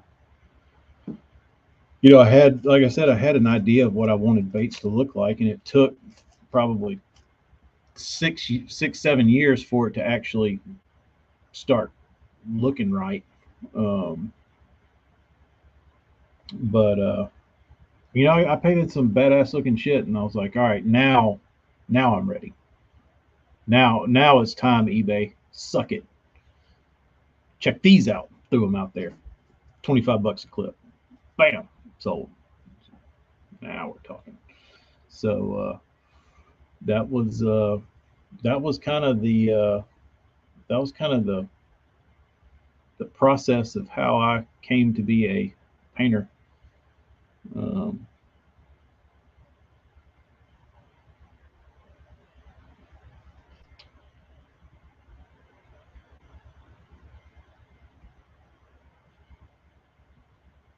yeah, Hayden, I've been doing it for a while, dude. Do a lot of stuff with Eric on Smallmouth Crush. Uh, Now everything is social media. Yeah, that's the that's the unfortunate part about like what we do, what anybody does.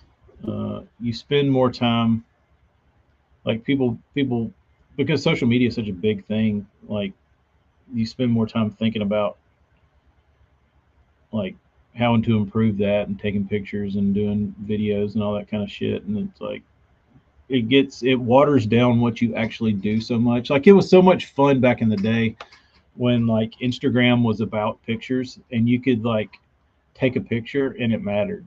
Like now it doesn't matter. Um, Now you have to have you have to have a fucking full staff doing your video edits to like do something. Um, so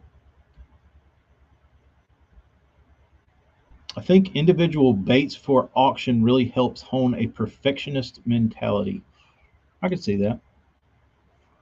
I could see that because I mean you are like you said, AJ. You're presenting one thing. You're like, all right, this is my one like specimen here. What do you think about it? Rather than doing like hundreds of things or dozens of things or however you want to do it. Um, and that was fun, like especially to sharpen your brain. Um, the like when you do like back in the eBay days, um, like you were painting for that one auction. You weren't trying to paint 100 of something. You weren't trying to paint 50 of something or 20 or 10 or whatever. You were just trying to do one bait to wow people and to make them buy it and hope that they looked at like or they hope that they would buy it and say, oh, I want 10 more baits to look like this one, or what else do you do, just to like see you. And that's all it was just painting stuff to be seen and hopefully get paid for it. But the only thing I never did was I never budged on prices when I started. um, I tried a couple times to like paint down and like dumb down my painting, which I didn't enjoy. But I was like, well, maybe I can sell more baits rather than trying to sell one like really fancy one for like 20, $30. Maybe I could sell less fancy paint jobs for like more volume. And and it didn't it that never materialized in anything.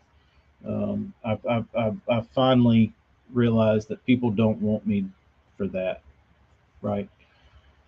Um, so it was harder for me to sell two $12 baits than it was for me to sell one $25 bait. So I said, fuck that. I'll just roll this way. Um, Correct, Dan. You gotta have the beat drop on the cue of the product pick. You gotta have some, and then the camera comes out. Whoa. Um, let's see. I'm missing stuff up here. Let me go back up.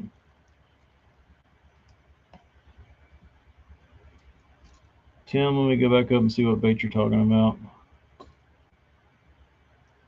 Uh, what JDM crank was designed after a little domestic crank Clun used to modify? I'm sure you know this. Tim, my brain isn't working right now. What is it?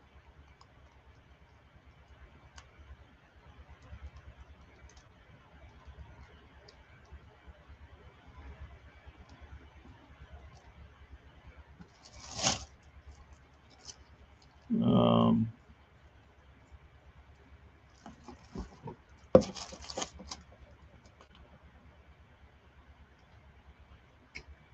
yeah, I can't figure out the rat market. Like you said, it's always changing. Um,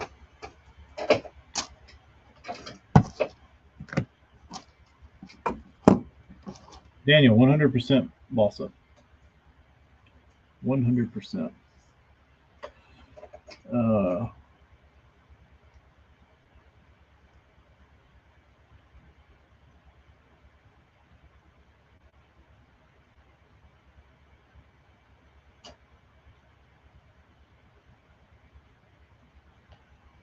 South Jersey, do you think if Jekyll switched paint, no, it wouldn't change anything.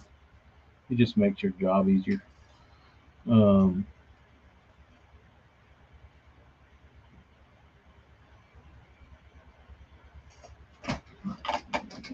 Yeah, the cheap market. That's what I had to tell myself. It's like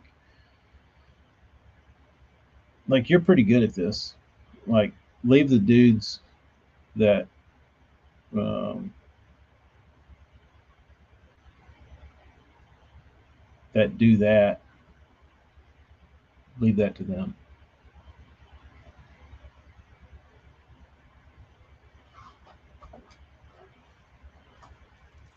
Javi, what's up, dude? Just hanging out. About to go home. Um, but that's the other thing, Hayden. Like I see guys do it, and it's never made any sense to me in the custom painted world, where you see guys get into custom painting baits, and the first thing they do is they paint a sexy shad, and they put it on all these Facebook groups, and they put it on eBay for like $10 or $8 or whatever. And I'm looking at it and I'm thinking, okay, that's a shitty looking sexy shad. You just started painting, so you really don't know what you're doing. You might be able to paint okay, but you really don't know shit about shit. So I don't trust your materials or your methods of applying them. And two, you can't out sexy shad Strike King, but you're trying to sell in that market, right? Like you're getting in there at the $8 price point, which is right there where like Strike King would be or some other like mass produced bait. And you're not gonna out China in paint jobs. So they can do it better, faster, cheaper, everything on that simple shit. So like you really want to go toe to toe with them?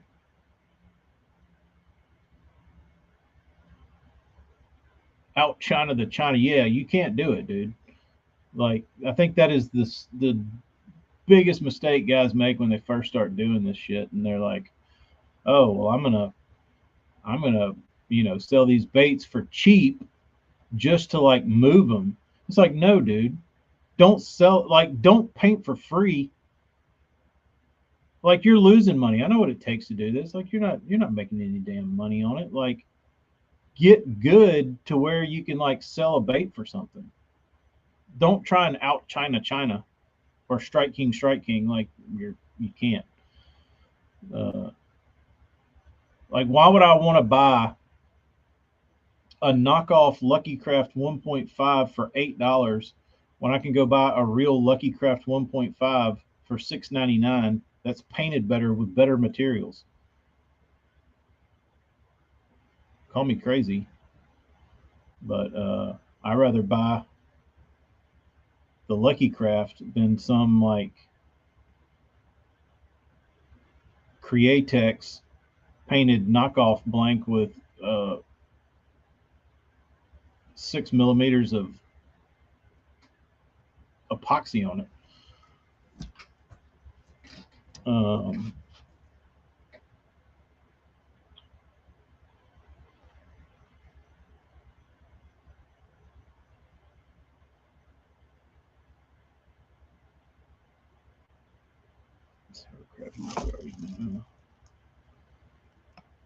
I like the rusty blanks, AJ.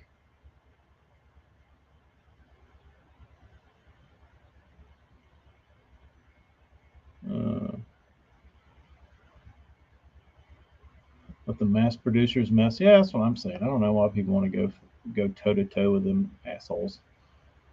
Uh, oh yeah, the Norrie's worming crank, the Norman Deep Baby, and Norman used to upsize the rear hook on that crank. Norrie's released theirs with a larger rear hook out of the box. How about that shit?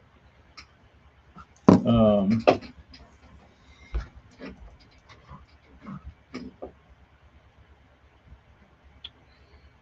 yeah, I feel really bad for a guy trying to get into the custom painting world these days because it's just it's sickeningly saturated.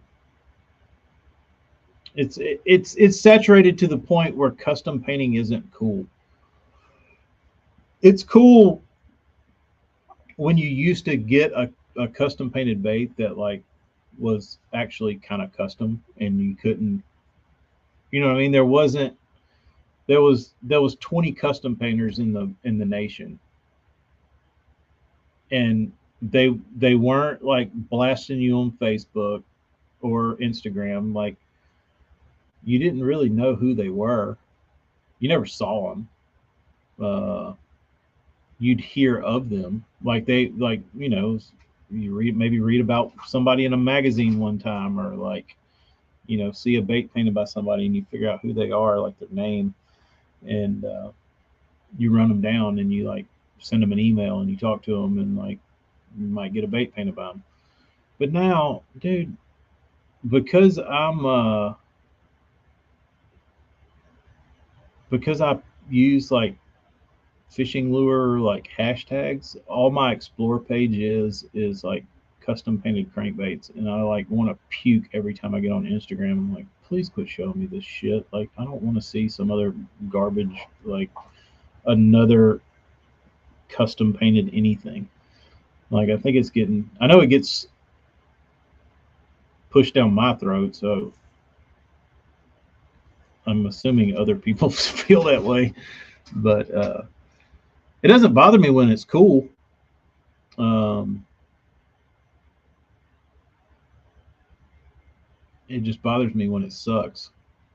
What the hell is up with bait makers on Instagram posting baits like they're selling them and then posting pics with guys with their baits, but then you ask them if you can buy a bait and they say they're not selling baits? No clue. No clue. I like the guys that buy Cinco molds and claim to make a better Cinco. You're not going to do it. You're not going to do it.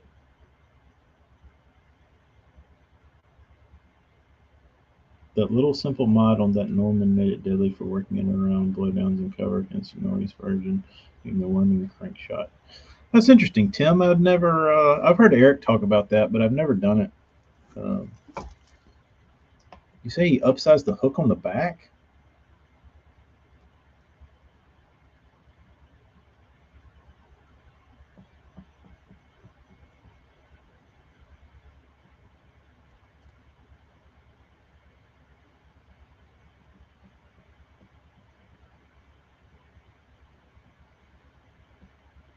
Where is it? Hmm.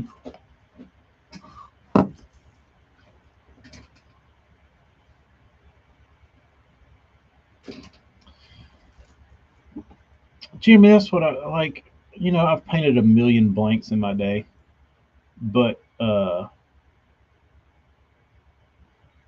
I said, when you're trying to like sell a blank and your paint isn't unique to the point where it just looks worse than stock, I don't think you should be able to call yourself a custom painter if your paint job looks worse than a stock bait.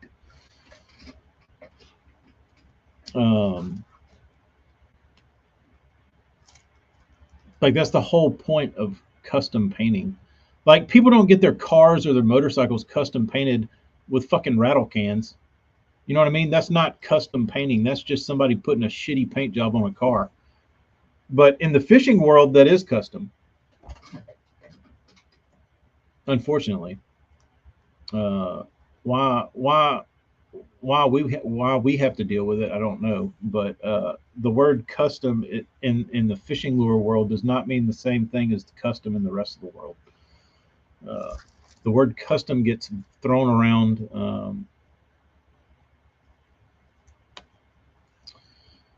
very loosely, and it's a hot topic for me. Gets me a little hot under the collar. Gary, what's up, dude? Thanks. Yeah, I got some, I got some bugs over here. I love the old bugs. I got the, I got the lunky loos right there, and then I got the boogers over there. In case I would do, just all depends on which side I need to be gurgling down. The custom stencils, yeah.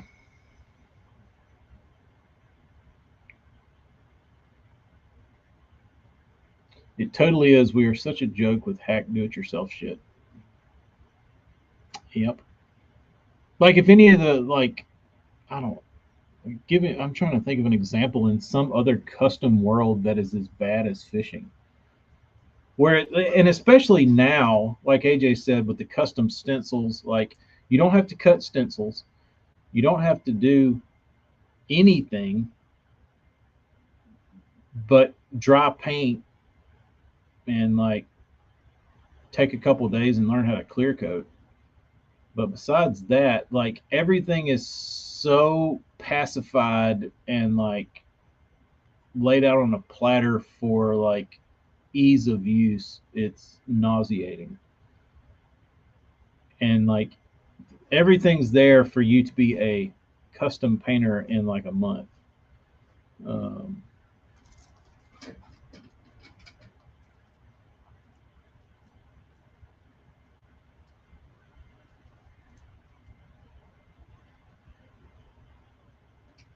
Guys saying those cheap truck glides are handmade. That's pretty funny. Um,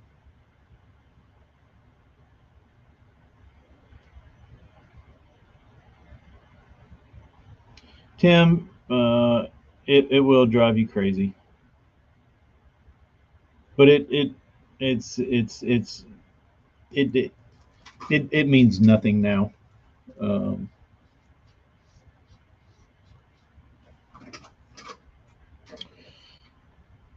it's already like I think once you burn the word custom in the fishing world, like there's no coming back from it. Look at Norman. Like, no offense to Uncle Frank and what he's doing at Norman, but when they start doing a custom shop and all these like big production companies start doing like custom shop shit, it's not custom. It's not cool anymore. It's lame. That's just the nature of like how that works.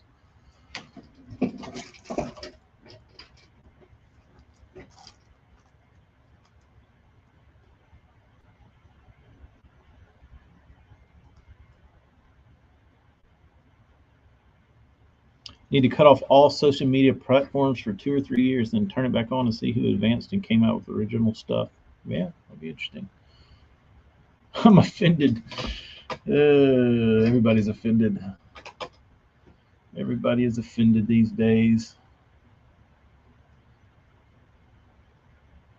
I don't know. I mean, y'all think? I mean, I think there's just so many people doing it now. I don't think you can ever like go back.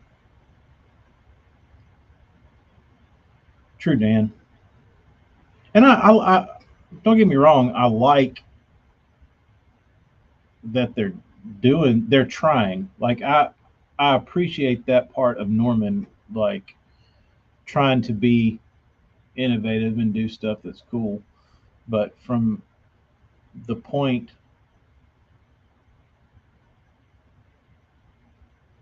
the harsh reality of what they're doing is they're having the same manufacturer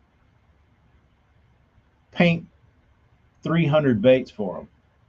That's not really custom. That's just a small order. You know what I mean? It's still production. It's not really custom. If they send them to me and have me paint them 300, that's custom.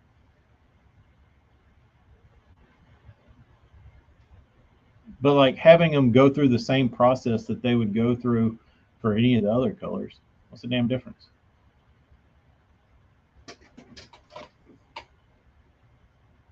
Like Pimp My Ride on MTV ruined the car custom game. Yeah, kind of. If you pay attention, you can see it. There are guys who are innovators. Oh, I lost it. Not me, but the guys I copy. Hey Jay, I feel like you created your little niche with your crawls, and I'm guessing, or did you take that from somebody? I feel like your crawl gets ripped off by lots of local yokel up and comer types. Um,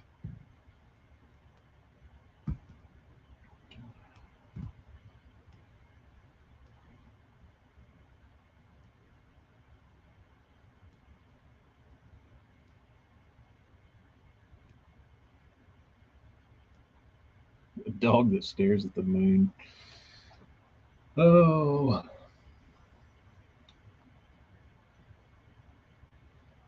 I think it's really just social media that ruins it because it gives everybody an outlet and it gives everybody a voice and it gives everybody their uh, everybody, now has a platform to like say, hey, I'm this, or I believe this, or I'm whatever, and you know, nothing to stop anybody from painting baits yesterday and then starting Johnny's custom crankbait Facebook page. Whether I think it's right or wrong to do, uh, not up to me, but uh, there's it's probably fun for a lot of guys to dick around and do that kind of shit, but uh,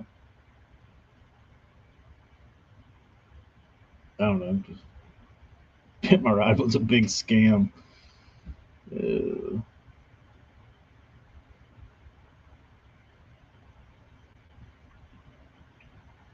Pit My Ride, 415s and a half fish tank inside. Oh, I'm going to have to go home and try and watch a episode with X to the Z exhibit. See one of those old episodes. I did see on somewhere one of the old Pimp My Ride cars. It was like in a junkyard somewhere. It was for sale, or it was one of those, like a purple van or something, or pink van they did for somebody, and it did not age well. It looked like ass, dude. Um, but I think they painted it for some lady. But it was a pretty funny story. But damn, it's already 11:30. All right, guys, I got to get out of here. Dan, good talking to you, bro. Be good. We'll see you next time.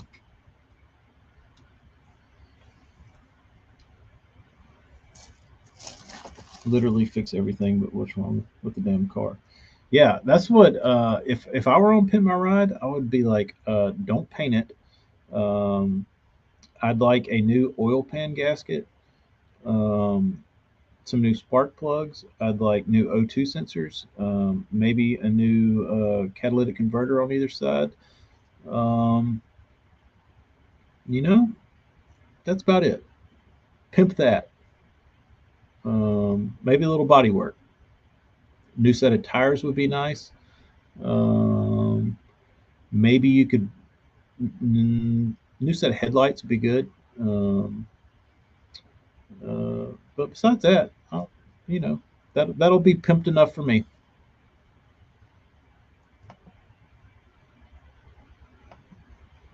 Oh, I didn't know I could do that.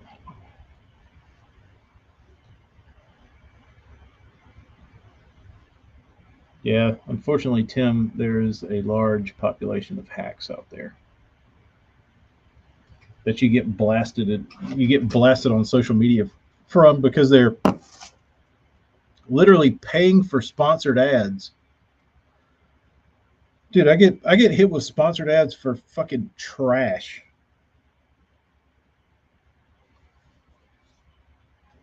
Yeah, give me a new 6.2, some new brakes, like maybe some like heavy duty like calipers and pads for like towing and shit. Yeah, now we're talking. Pimp that shit out. Um,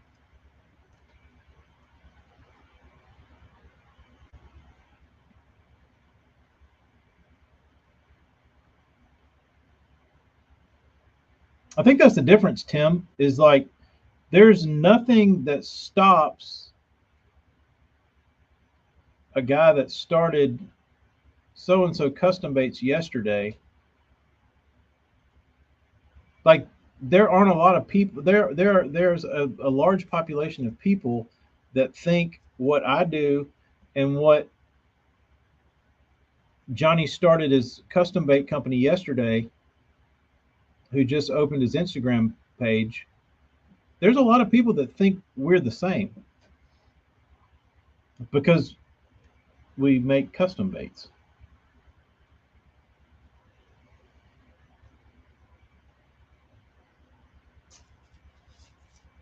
Didn't they do bubbles out of the tailpipe on one?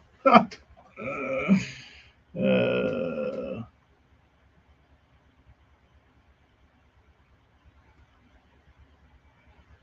Talking about Chip Foose? That dude, I used to love watching him draw. My bait. Horsepower TV. Dude, I used to love all those shows. Hey, Jay, I'm not talking about you. I'm talking about all these fucking cheese dicks on Bass Baits fishing flea market buying barter painting brotherhood. All those needle dicks. You know who they are. You don't know them because there's too many of them. You can never know all of them. But that's me. You are that guy.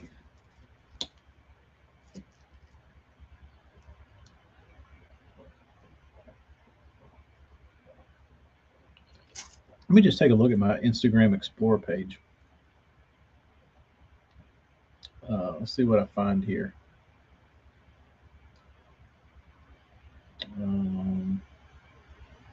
Fishing picture, some squid, DH custom baits.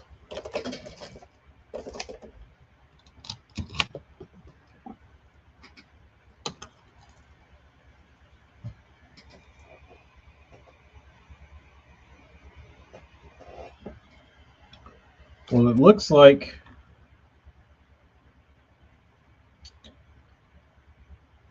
all those stencils were bought. That's what I'm saying. It's like a ready-made package to look like everybody else.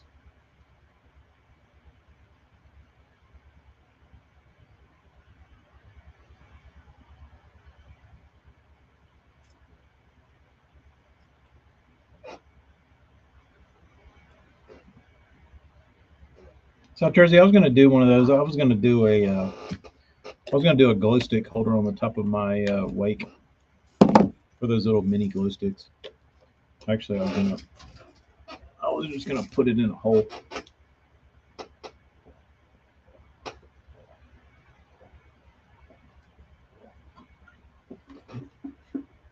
Kyle, I've got one.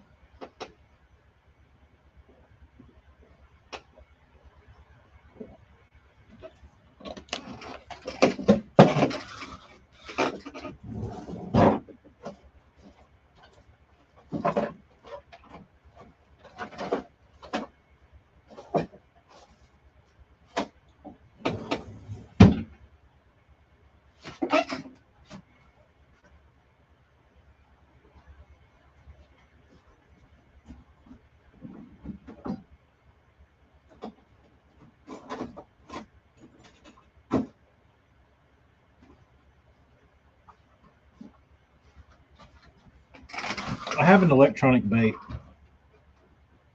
Bama Bass gave it to me.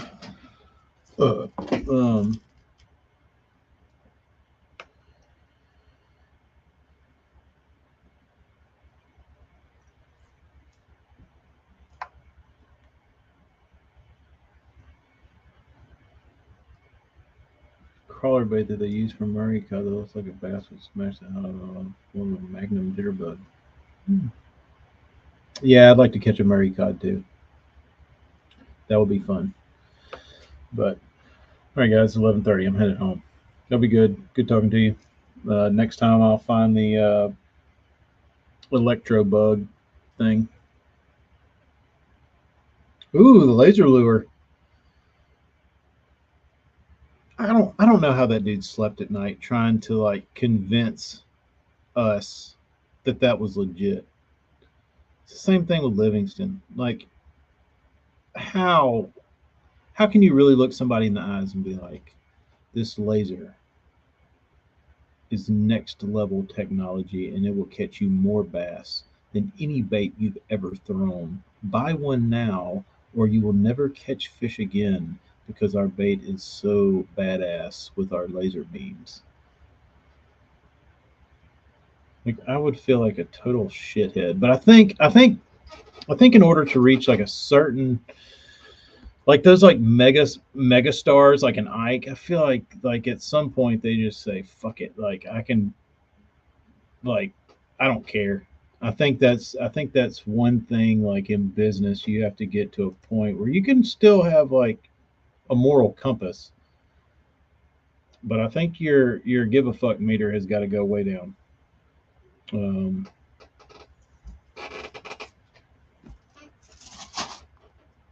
I think it has to go way down a lot.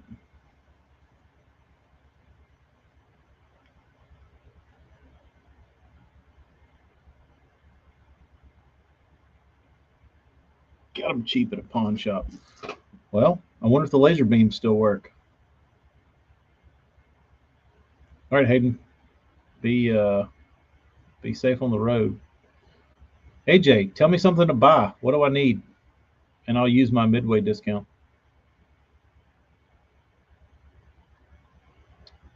Mega pompadours. Don't they have those in Australia? Jeremy, check out the Labo Honey Slash. I got one. Uh, Late night infomercial gets people all the time for easy payments and calls. The next 30 minutes, you get something for free.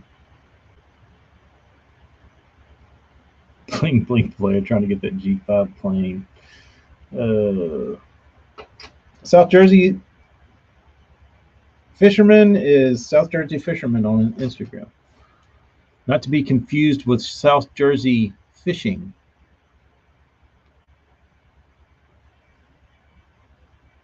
Flambeau and Plano. I do need some Planos, but I tell you what Planos I want. I want the KVD Smoke 3600s from Tackle Warehouse in the 4-pack. I just haven't sprung for wasting money because I don't need it. I'm trying to do the opposite. I'm trying to buy things that make me money. Rock crawlers would.